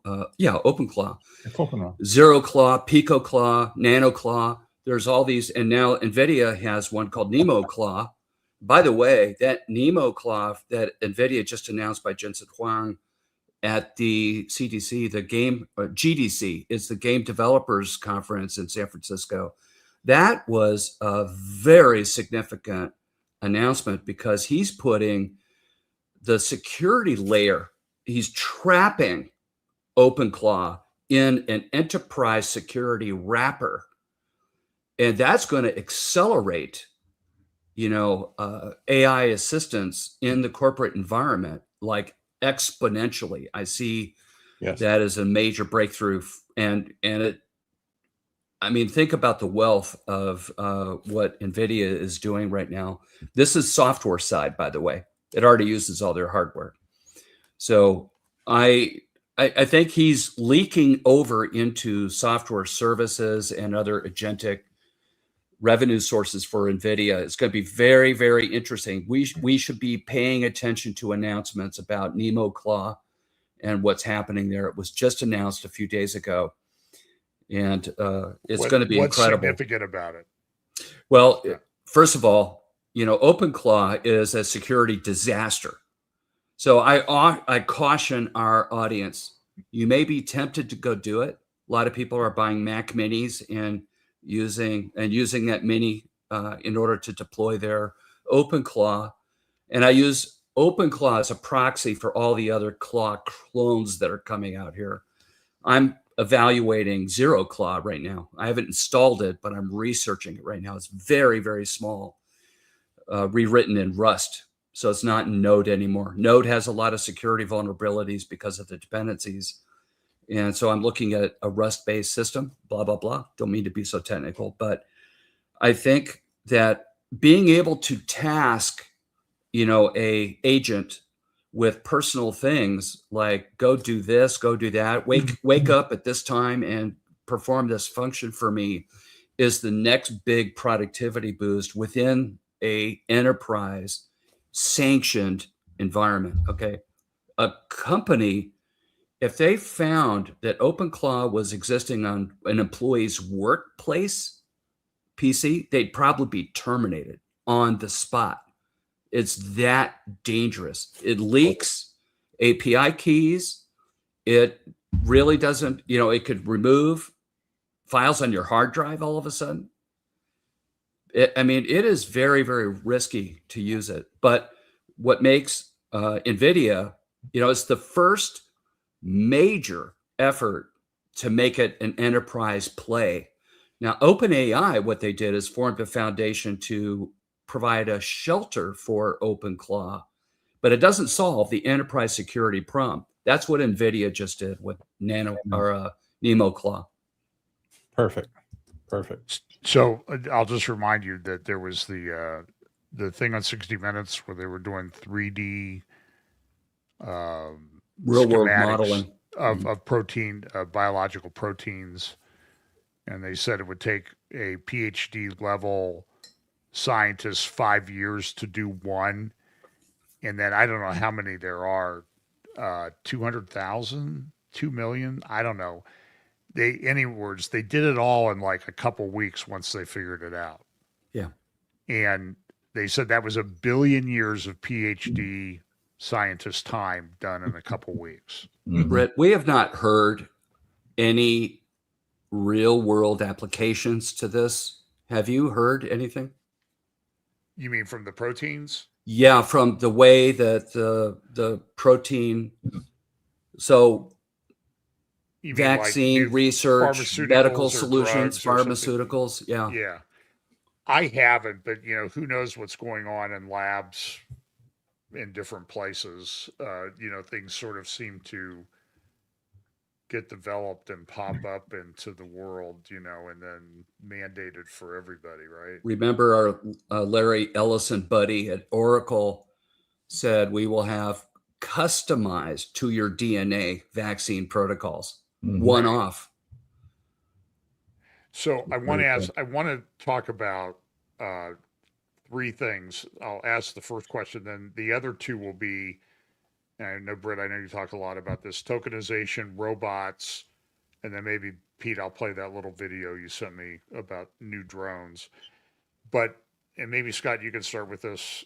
I'm seeing a lot of talk about, I saw it from Microsoft, I saw it from Apple, or it was a financial guy said, buy Apple because Apple will make more money on AI by spending the least. And Right. I think I sent you a little blurb on that what they're going to do is they're going to put essentially AI LLM on a desktop or a laptop. In your phone, actually, John. So let me expand on this. But they were talking about a new Macs coming out that would have a terabyte of RAM this summer or within the next couple of months.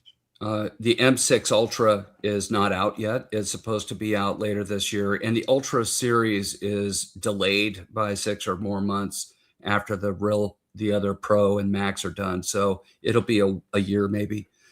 But to your point, one of the things that Apple has done that I give them credit for weathering the market criticism and all of the people that were wagging a finger at them to be so slow to react. Meanwhile, everyone else has invested tens of billions of dollars depleting their financial health. I heard that Oracle is actually potentially struggling with their financials right now because of their sunk cost for these investments. And we know that OpenAI is like a vampire. They just need a direct pipeline of blood infusion into those guys. So who knows if they'll actually, I expect that they'll be acquired. They might be a nationalized company because it's too big to fail. And the US government may actually own it. You know what I'm saying? But I think that, where was I in this process here, John? I can't remember. All of a sudden, I got lost.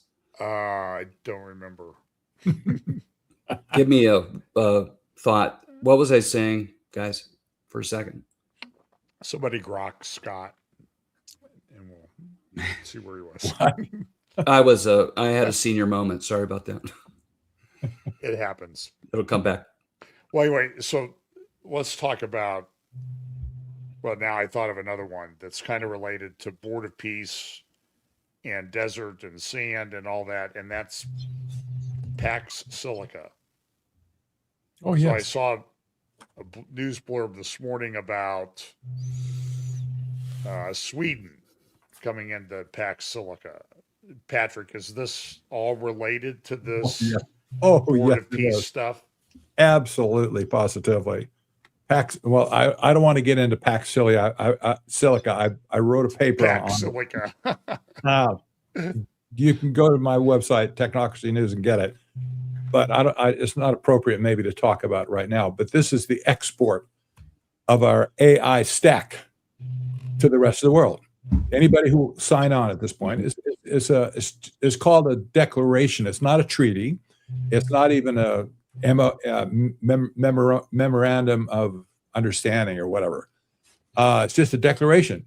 But anybody who signs it, and they have several countries, mostly first in the Mideast, the usual suspects over there, they signed in.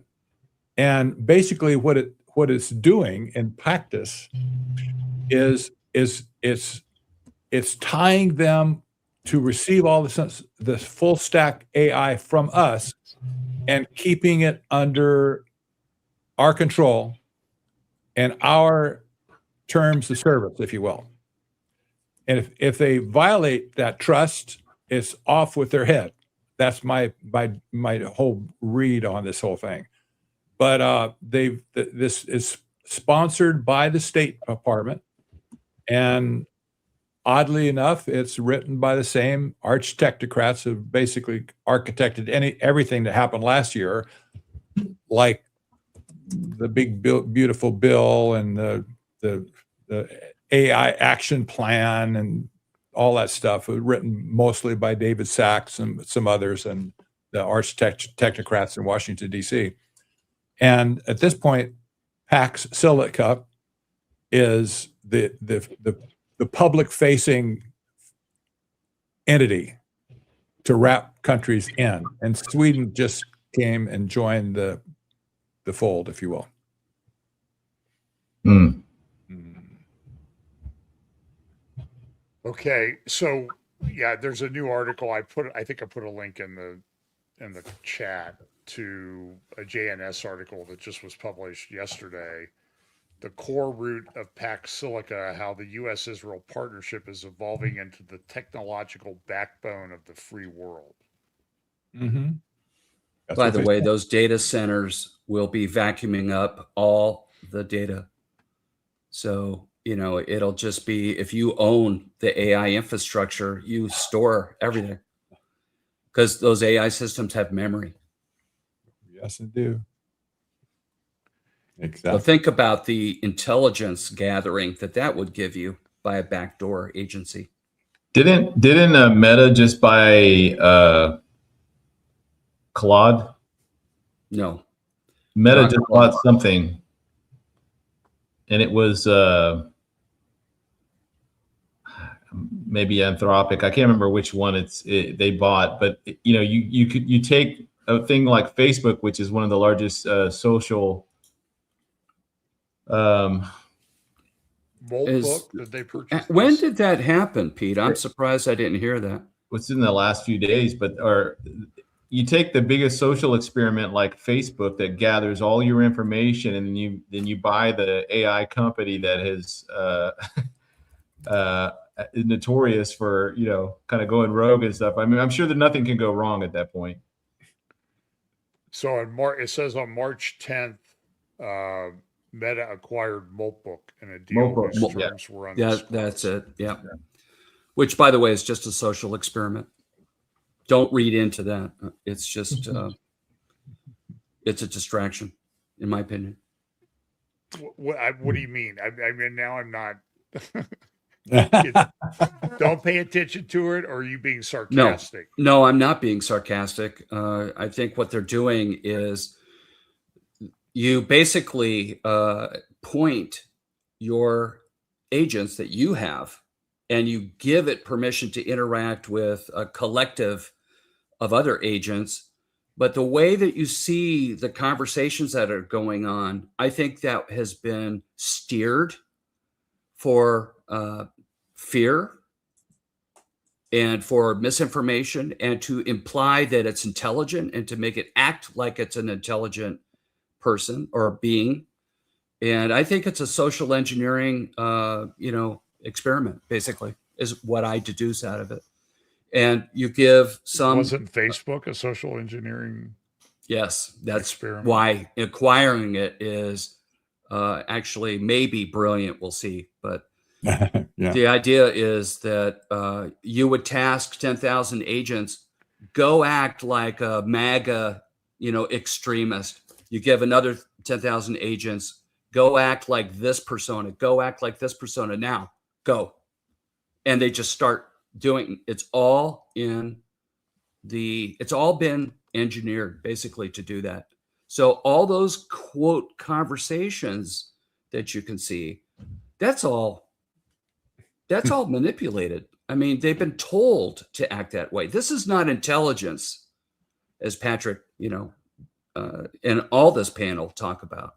It's not intelligent. It's steering by men or women with an agenda, or organizations or a government even, that's trying to sow disinformation and the illusion that intelligent things are actually happening on that platform. If you think, I have a strong opinion about it. I could be wrong. I don't know. Any social media platform, or just? Well, the algorithms behind the social media things have been run by bots for a long time, and those bots are also programmed, to act in a, let's say, they're influence bots that are trying to upvote, downvote. Right. I mean, they are posting, they're forwarding, they're sharing, they're liking, subscribing, they're doing all this stuff.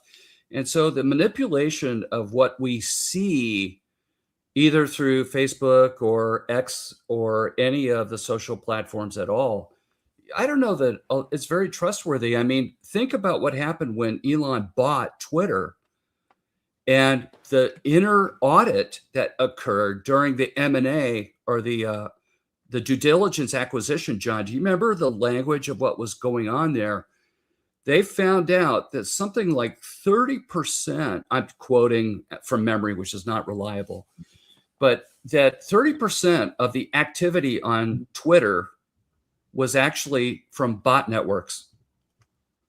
Yep. Not people. Mhm. And that's only exploding with AI. Yeah.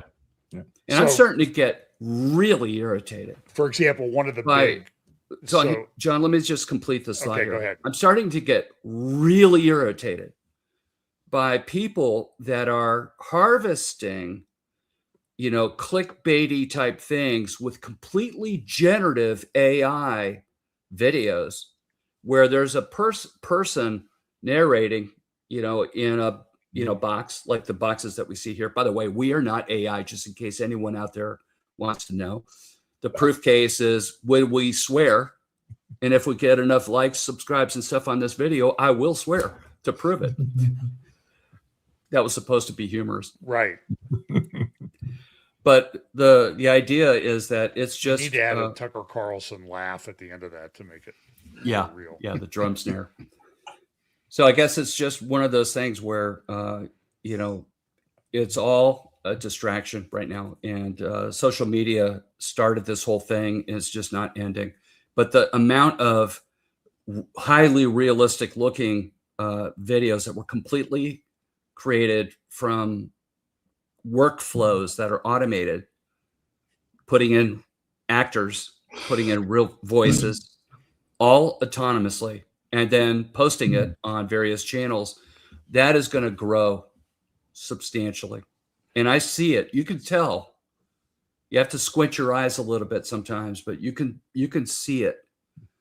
And it's just disgusting to me that you just can't even trust some of the stuff that is coming up on the feed.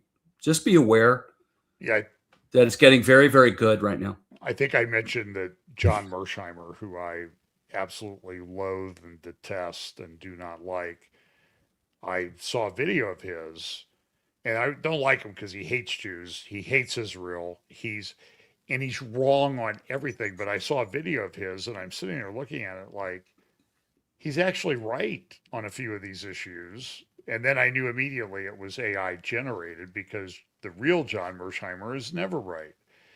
And I'm looking at a post here from Dave Smith, the clown, professional clown, who supposedly is, he's on Piers Morgan all the time, like he's a serious geopolitical commentator. And he made this ridiculous comment about, well, here's Islam is such a violent religion. Every time we murder a bunch of their children, they try to kill some of us. Disgusting. And that thing people went in and analyzed it, and 95% of the accounts amplifying his post about defending Islamist attacks were foreign or radical Islamist accounts. And they're probably bots. Yes, they are bots. Yes, for sure. Okay. So, and by the way, the elite want chaos, correct? So it's mystifying until you think about the Hegelian dialectic and the elite desire for chaos so the man of order can come forth. But why we haven't put an ink mark on anything that is AI generated is profoundly disturbing. I agree. Along those lines, I don't know if you saw this. This happened last month in Germany. One of the large networks there, ZDF, put out a story about ICE, and they called them ICE troops were arresting illegal immigrants. And they actually used AI generated video, passed it off as real. The problem was the OpenAI Sora watermark was left on there. Somebody forgot to clip that out. So it's interesting. You should note why they wouldn't put watermarks on it. In many cases they are, but They crop it that afterward. can easily be taken out. And Right. we're seeing that integrated into footage that isn't necessarily AI. That newscast wasn't AI, but it had elements of AI to distort and twist the truth and push this agenda. Exactly. Yeah. So what do we do with the Oscars next year? Is it, Does anyone watch them anymore?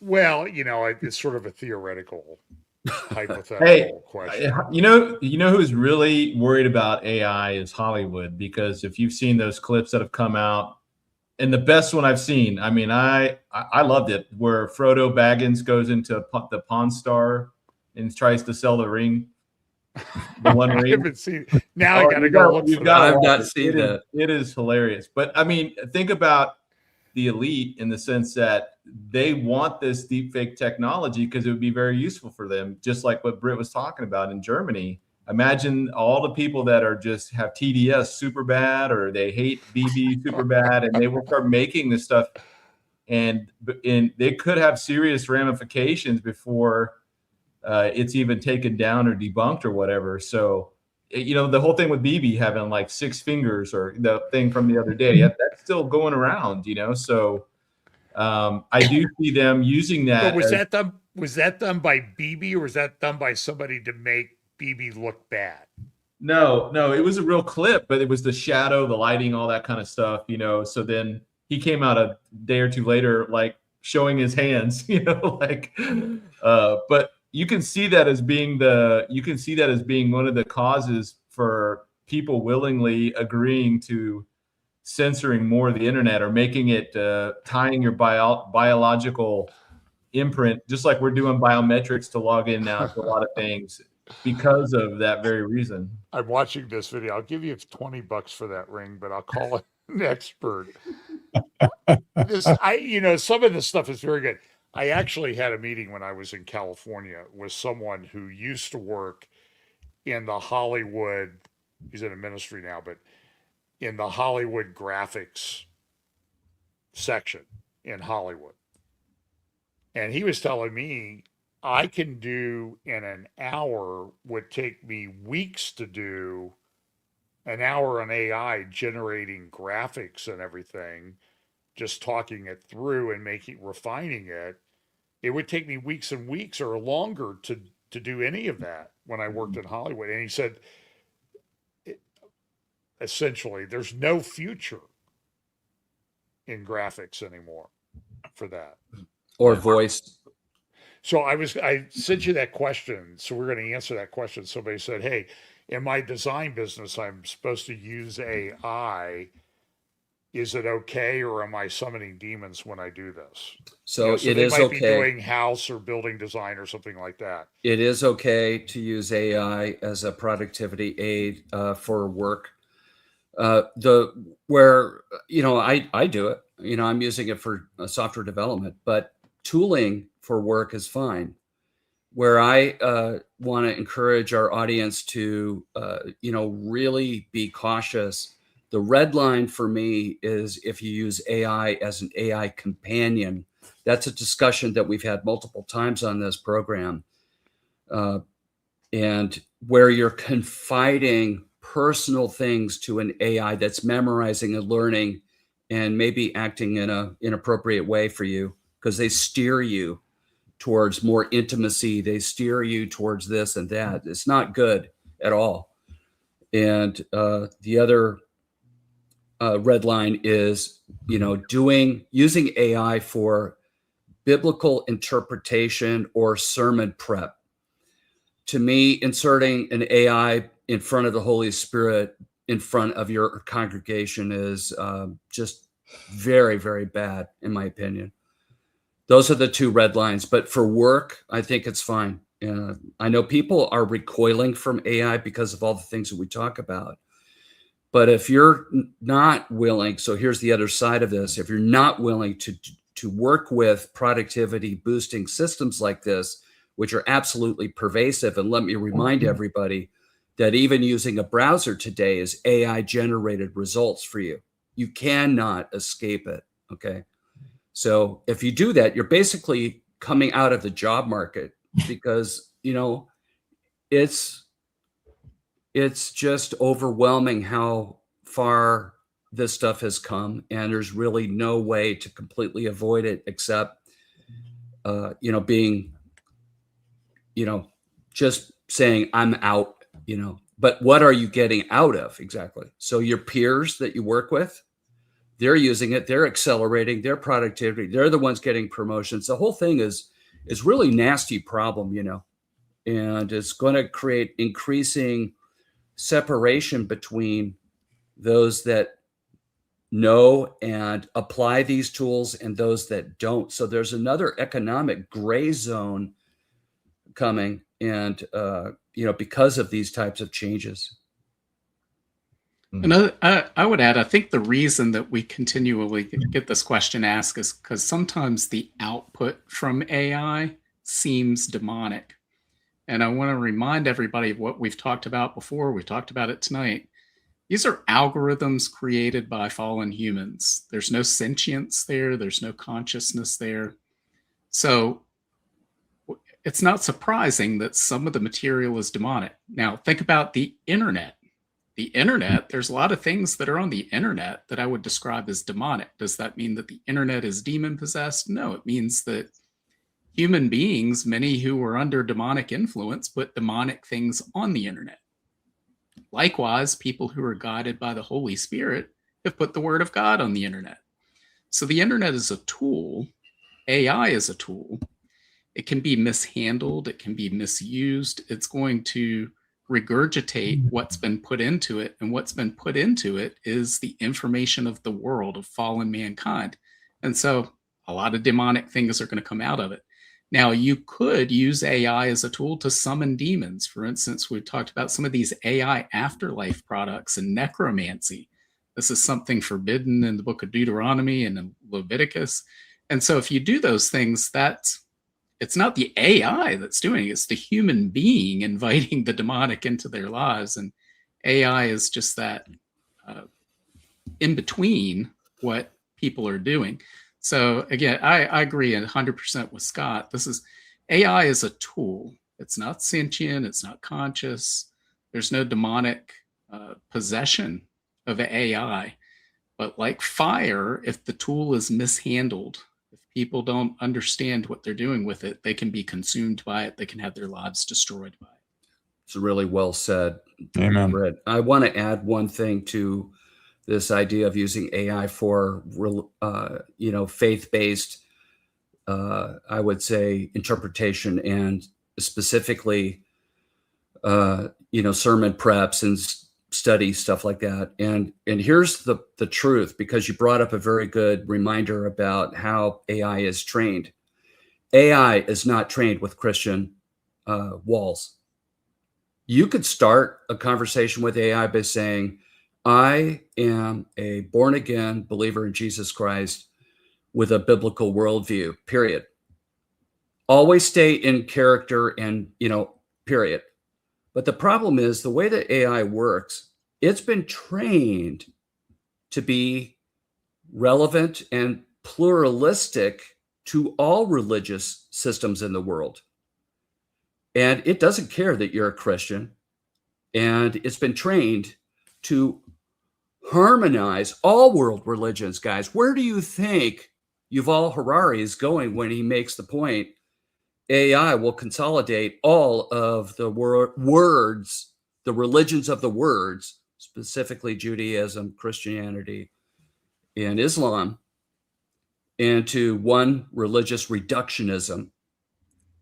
That is what AI is trained on. And the danger that we have is that most people, especially that see competent AI and maybe a string of good results. I wrote my best sermon ever on AI in 20 minutes. That kind of thing just is such a slippery slope. And what happens in the neural network of AI and the algorithms of waiting and going through to find the next highest prediction token in order to return that word to you, could very easily begin to twist John 14:6, the exclusivity claims of Jesus Christ, that he is the only way to salvation. That, guys, if there's any verse in the Bible that will be under attack by AI, it's going to be that one, right? Because that is contrarian to the one world religious pluralistic system that AI is intending to serve. So that's one of the primary reasons why I think that you may get lucky. You might get what you want out of AI. It might be great, probably will be great. But just realize you're rolling the dice. It's not deterministic. It's not looking up the scripture and retrieving the scripture verbatim. It's not how AI works.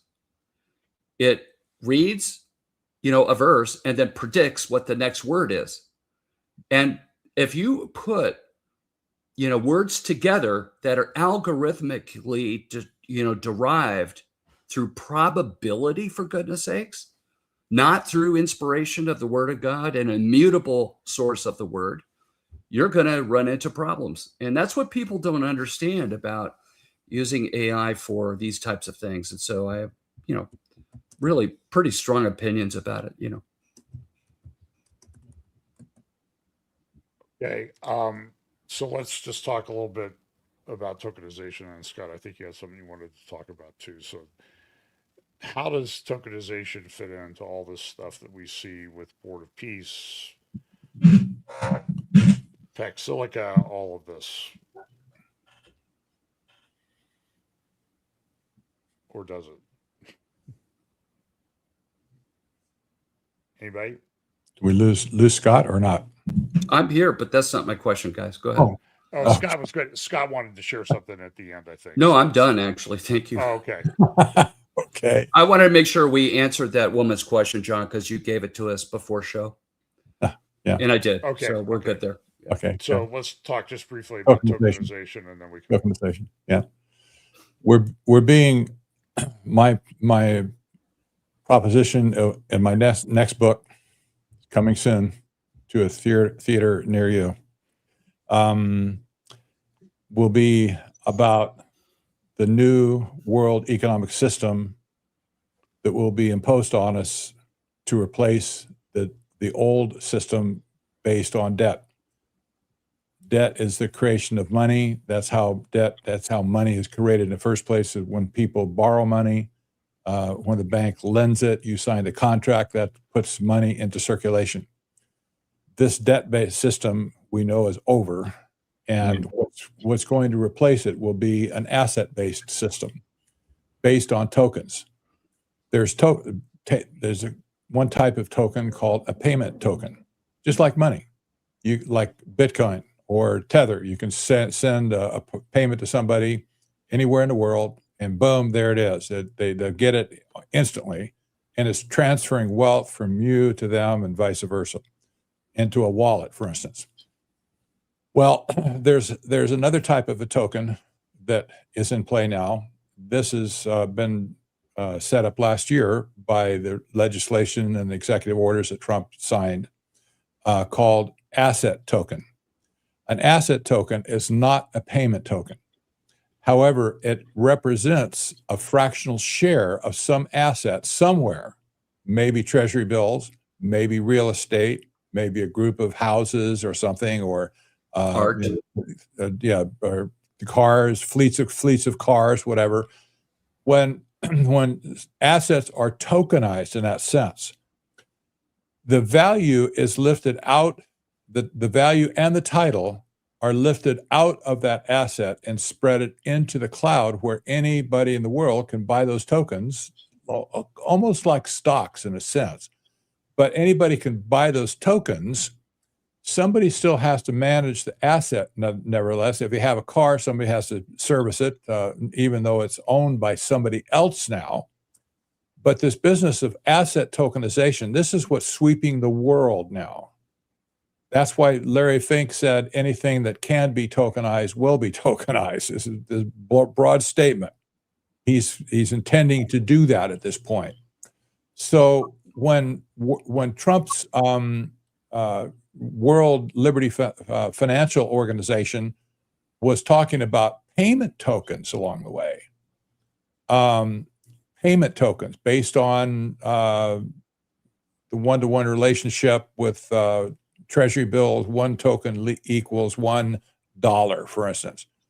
Then all of a sudden, out of the blue, just a couple months ago, they introduced the asset token division of their company.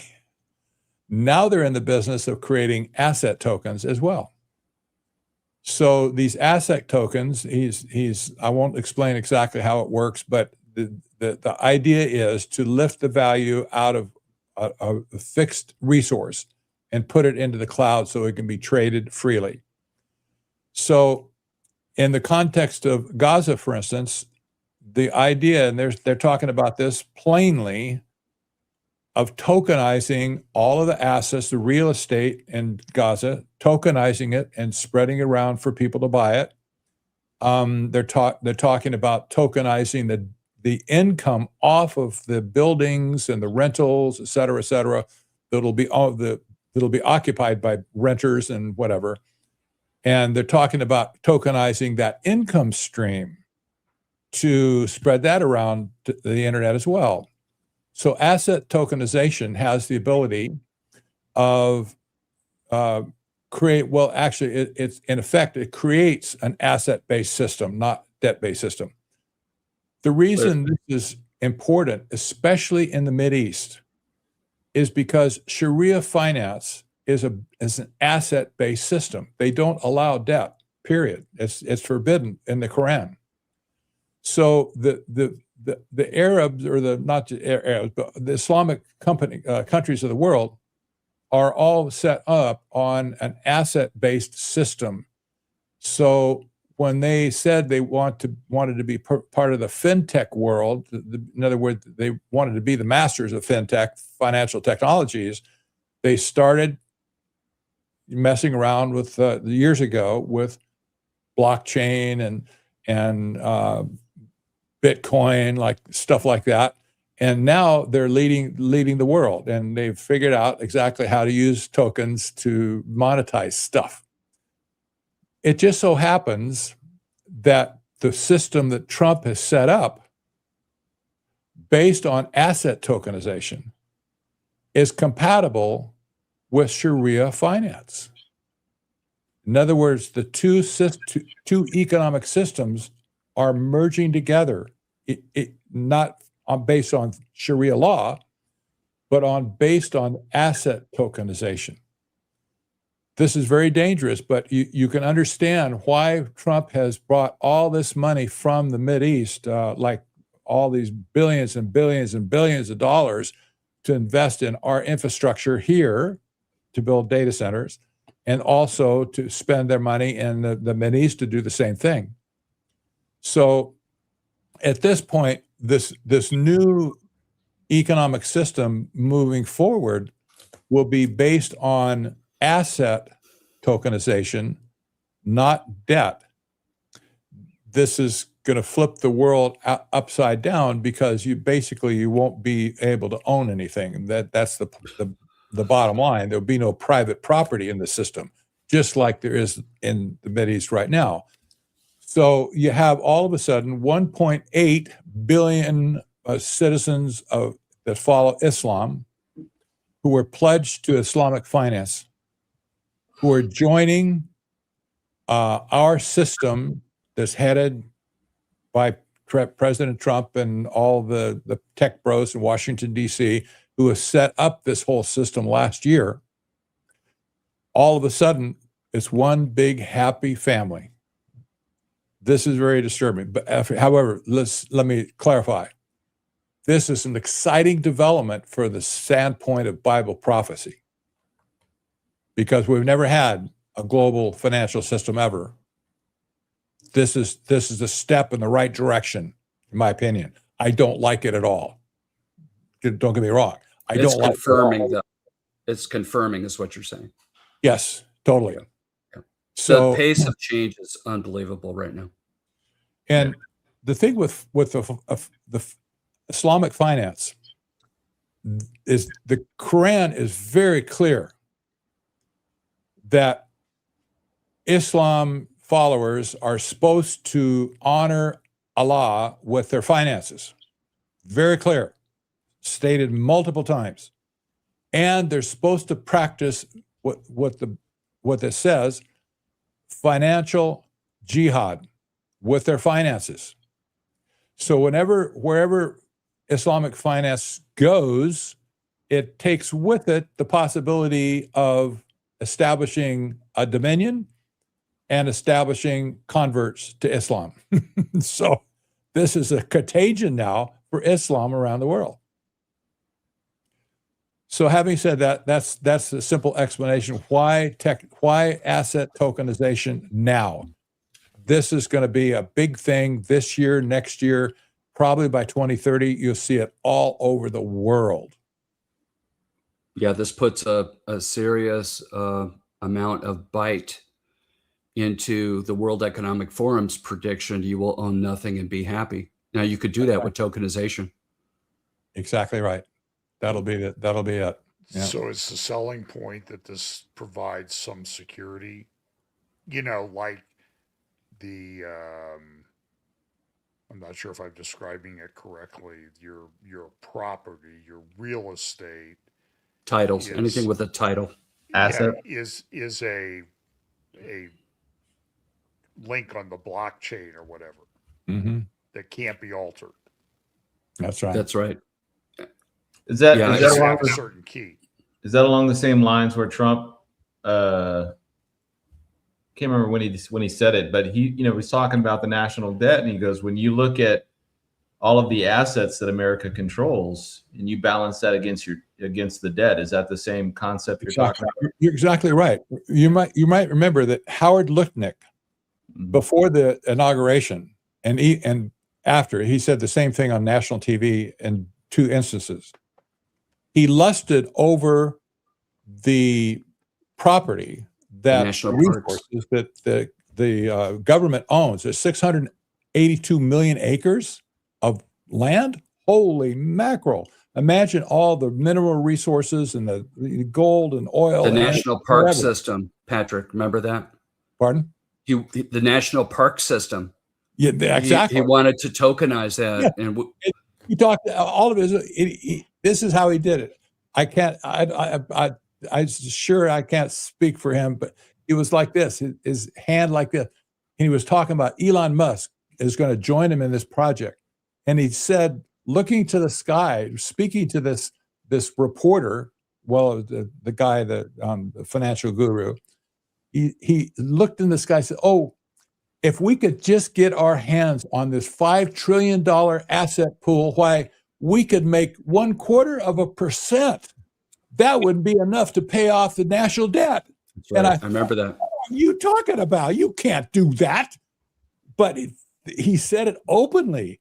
He talks of, and he didn't use the term tokenization, but that's the only term that fits. So it's in the open right now. This is their plan for all these resources that we have, is to get them tokenized and put them into circulation, and then figure out some way to get the rest of the assets in the country tokenized as well. That's you and me and everybody else. Create the problem and provide the solution, right? Yeah. Wow. I don't mean to scare anybody, by the way, but I'm just saying this is the way it is. I'm not making this up. You can look it up yourself and go to YouTube, get the video. You'll see what he said itself. Okay, so what does this mean for Christians? Well, we already know that we're going to be in for a rough ride. At this point, do we really care? I mean, why would we care that we might be inconvenienced for the sake of Christ in the world? I think that to be a losing proposition for Christian. We should expect there's going to be hard times, perhaps just for us personally. But God said, I will never leave you or forsake you. You have to trust that. That's true. I believe it is. You might not believe. Some of our listeners might not believe that, but I do. He'll never leave me or forsake me. I don't care what the instance is in my life. So we have a unique opportunity from now until whenever the cows come home or the four horsemen go forth to make an impact for Christ. This is our mission at this point. We have to put food on the table as long as we can. Yes, we have to have clothes. We have to have a place to live, et cetera, et cetera. Do it when you can, and when you can't, don't fret, because God says, I dressed the lilies of the lilies of the field. I can dress you as well. I think there'll be some pressure on the church to wake it up. I hope and pray that that's true. But Yes. I think the worst of it will come after the rapture, in my personal opinion. Well, absolutely so. The Christians, the people who are sitting on the fence right now, refusing to get saved, they're thumbing their nose at Christ. They know somebody's a Christian. They've been witnessing to them for all Scoffer, the mockers, the whole 9 yards. The mockers, right? It'll be the last call, When they see you're gone and we're gone and whatever, they're going to have a real serious talk with Jesus. I'll tell you what. Yeah. And Well, they'll lose their head. But I guess I'm sort of hopeful about that, but also maybe we need to expand. I was thinking about this yesterday. Tom Hughes and I were texting back and forth. Maybe we need to expand this to. I've got a very good friend whose funeral's coming up this weekend, and we had to see him last year. He just had a massive stroke, and he's gone a few weeks later. And I'm thinking, like, do we really need eulogies at a funeral anymore? Maybe we just thought of, the program ought to have the gospel and people ought to share the gospel at the funeral. Because, that's sort of like a mini removal event that's taken place. Here's a guy who was here, now he's gone. So maybe y'all could end up that way soon. You better get your act together. mm-hmm. Sort of share it, just expand, use every opportunity to share the gospel, I guess is what I'm trying to say. So I'll tell you what, let's go quick around the table, let everybody give final thoughts, and we'll start with Britt, then we'll go Pete, Scott, Patrick. Well, just, I'd taken some notes beforehand about what Patrick was just saying is God is our refuge. And it says in Psalm 46, verse 1, God is our refuge and our strength, always ready to help in times of trouble. So I know all of us study these world events. We look at what's going on, and there's a risk of getting so far immersed in this that we take our eyes off of what matters and what should, again, be filling us with joy. Yes, there's a sense of urgency to share the gospel. We should be filled with absolute joy, knowing the times in which we live, how close we are to the second coming of Christ. And in John 16, verse 33, Jesus says, I've told you all of this so that you may have peace in me. Here on earth, you will have many trials and sorrows, but take heart because I have overcome the world. So if the world is bringing you down right now, if a lot of this is very heavy, read your Bible, stay in the Word of God. Jesus wins, right? Jesus, he's already victorious, and we could be filled with joy from that alone. We know how all of this ends. We know where our final destination is.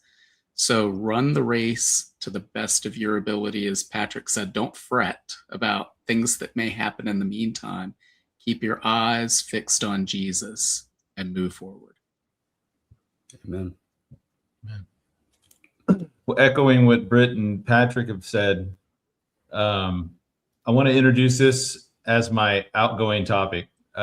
So The Australian biotech startup company Cortical Labs demonstrated its CL1 system, which is around 200,000 living human neurons grown on a silicon microelectrode chip, learned how to play the 1993 first-person shooter game Doom. Just to tell you how far they've come, they started this off in 2022 playing Pong. This is a huge leap forward in biocomputing. And I think that when you look at where we are in that particular aspect of AI and all the other stuff going on, you can see Revelation 13 almost coming to life. You know, just the world in that is coming. The technology involved in the mark and all of that is coming. It's already here. They're just going to fine tune it to the point where they get the mark. With that said, I think that should indicate how close we are to the end and how we need to keep our eyes, like Britt and Patrick have said, keep our eyes focused on the Lord. And I just want to close out with reading Revelation 3:11. It says, "Behold, I am coming quickly, and hold fast that you have what you have, that no man or no one take your crown." And we see throughout Revelation at least 4 or 5 times that Christ is coming quickly. And I think for the generation where this book of Revelation actually makes sense in some tangible way, in parts of it, in a way that it never did before, I think that we need to hold fast to that idea that he is coming quickly and not get distracted or get worried or anxious or scared of what's coming upon the earth, because we know it's coming, but we also know his promise is to deliver the church prior to that time, keep us from the hour of testing that's coming upon the whole earth. That's great. So I guess from my point of view, I just want to share a lot of deep thinking on what does it mean to live in days like this, seeing what we see, seeing it accelerating, seeing it align in ways that we didn't quite have clarity on before. And, I'm finding myself narrowing my appetite for what I'm actually doing. And I'm reducing complexity in my life right now and trying to take better physical, shape, exercising, working on diet, exercise, all that stuff.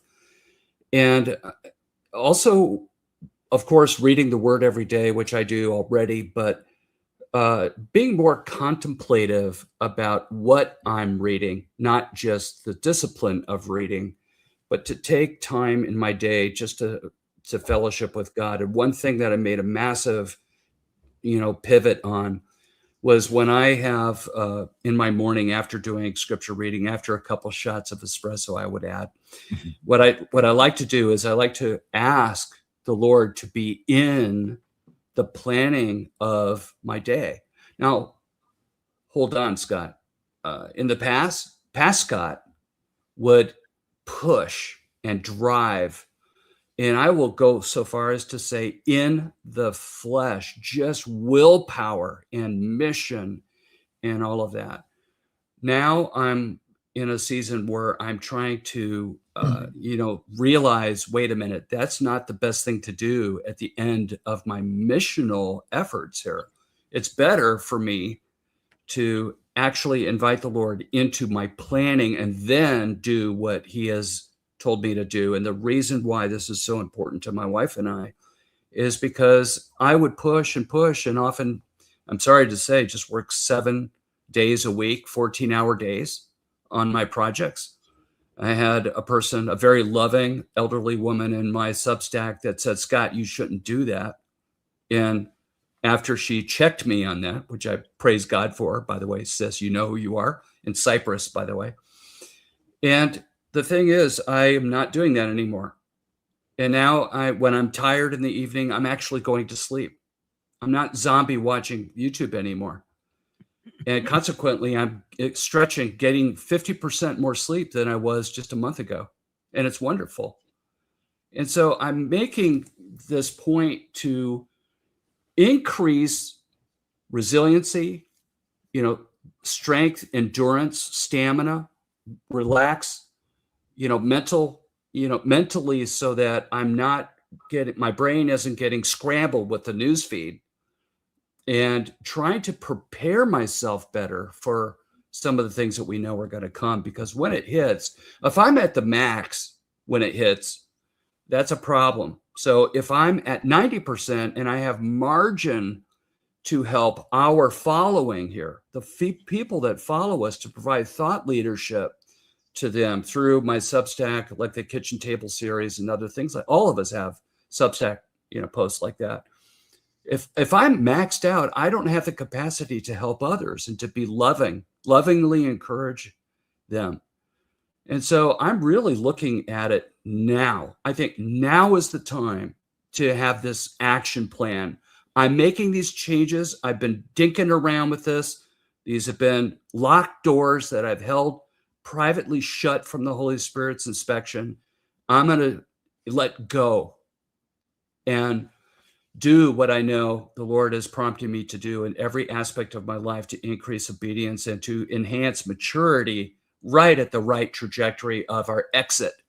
So I'm thinking very strategically. I just want our audience to know, journey with us in this panel, because we are going through these deep things, and we're just normal people. At least I feel semi-normal sometimes, almost never, but it's like I'm all in, Lord, whatever. And that gets back to Patrick's commitment. It's a commitment of the heart. We know what's coming, and we know we'll see some of it. We don't know how much.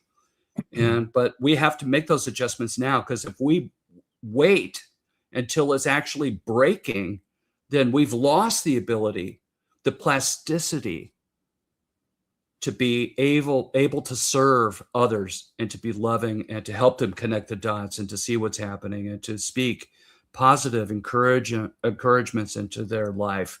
So I know this is very, sorry I'm speaking so long here, but those are what I'm thinking about right now. Great points. Great points. Wow. Thank you, Scott, for sharing. Here's 2 Corinthians 5:20. I'll close with this for sure. Therefore, Paul speaking, we're ambassadors for Christ, God making his appeal through us. That's Paul speaking. We implore you on behalf of Christ to be reconciled to God. There you go. That's a bottom line from Paul's own mouth, and he spoke in the with using the pronoun we. There was others people with him as a group. In other words, we are ambassadors for Christ. This is a mission of the church that hasn't been talked about a lot. We talk about preaching the gospel, defending the faith, contending for the faith. All of those are important for sure. But in a day like this, the church needs ambassadors. Ambassadors. Hold your head high. Walk with dignity, if you will. You're an ambassador for Christ. And don't ever be ashamed to be an ambassador for Christ. And the mission of that, of course, is to explain to the world and Christians also, what is different about the kingdom of God, which is coming soon, not now. Doug Wilson, won't come now. But our mission is to call other people, non-Christians and Christians, to be reconciled to God. That's our mission. That's a big mission for sure.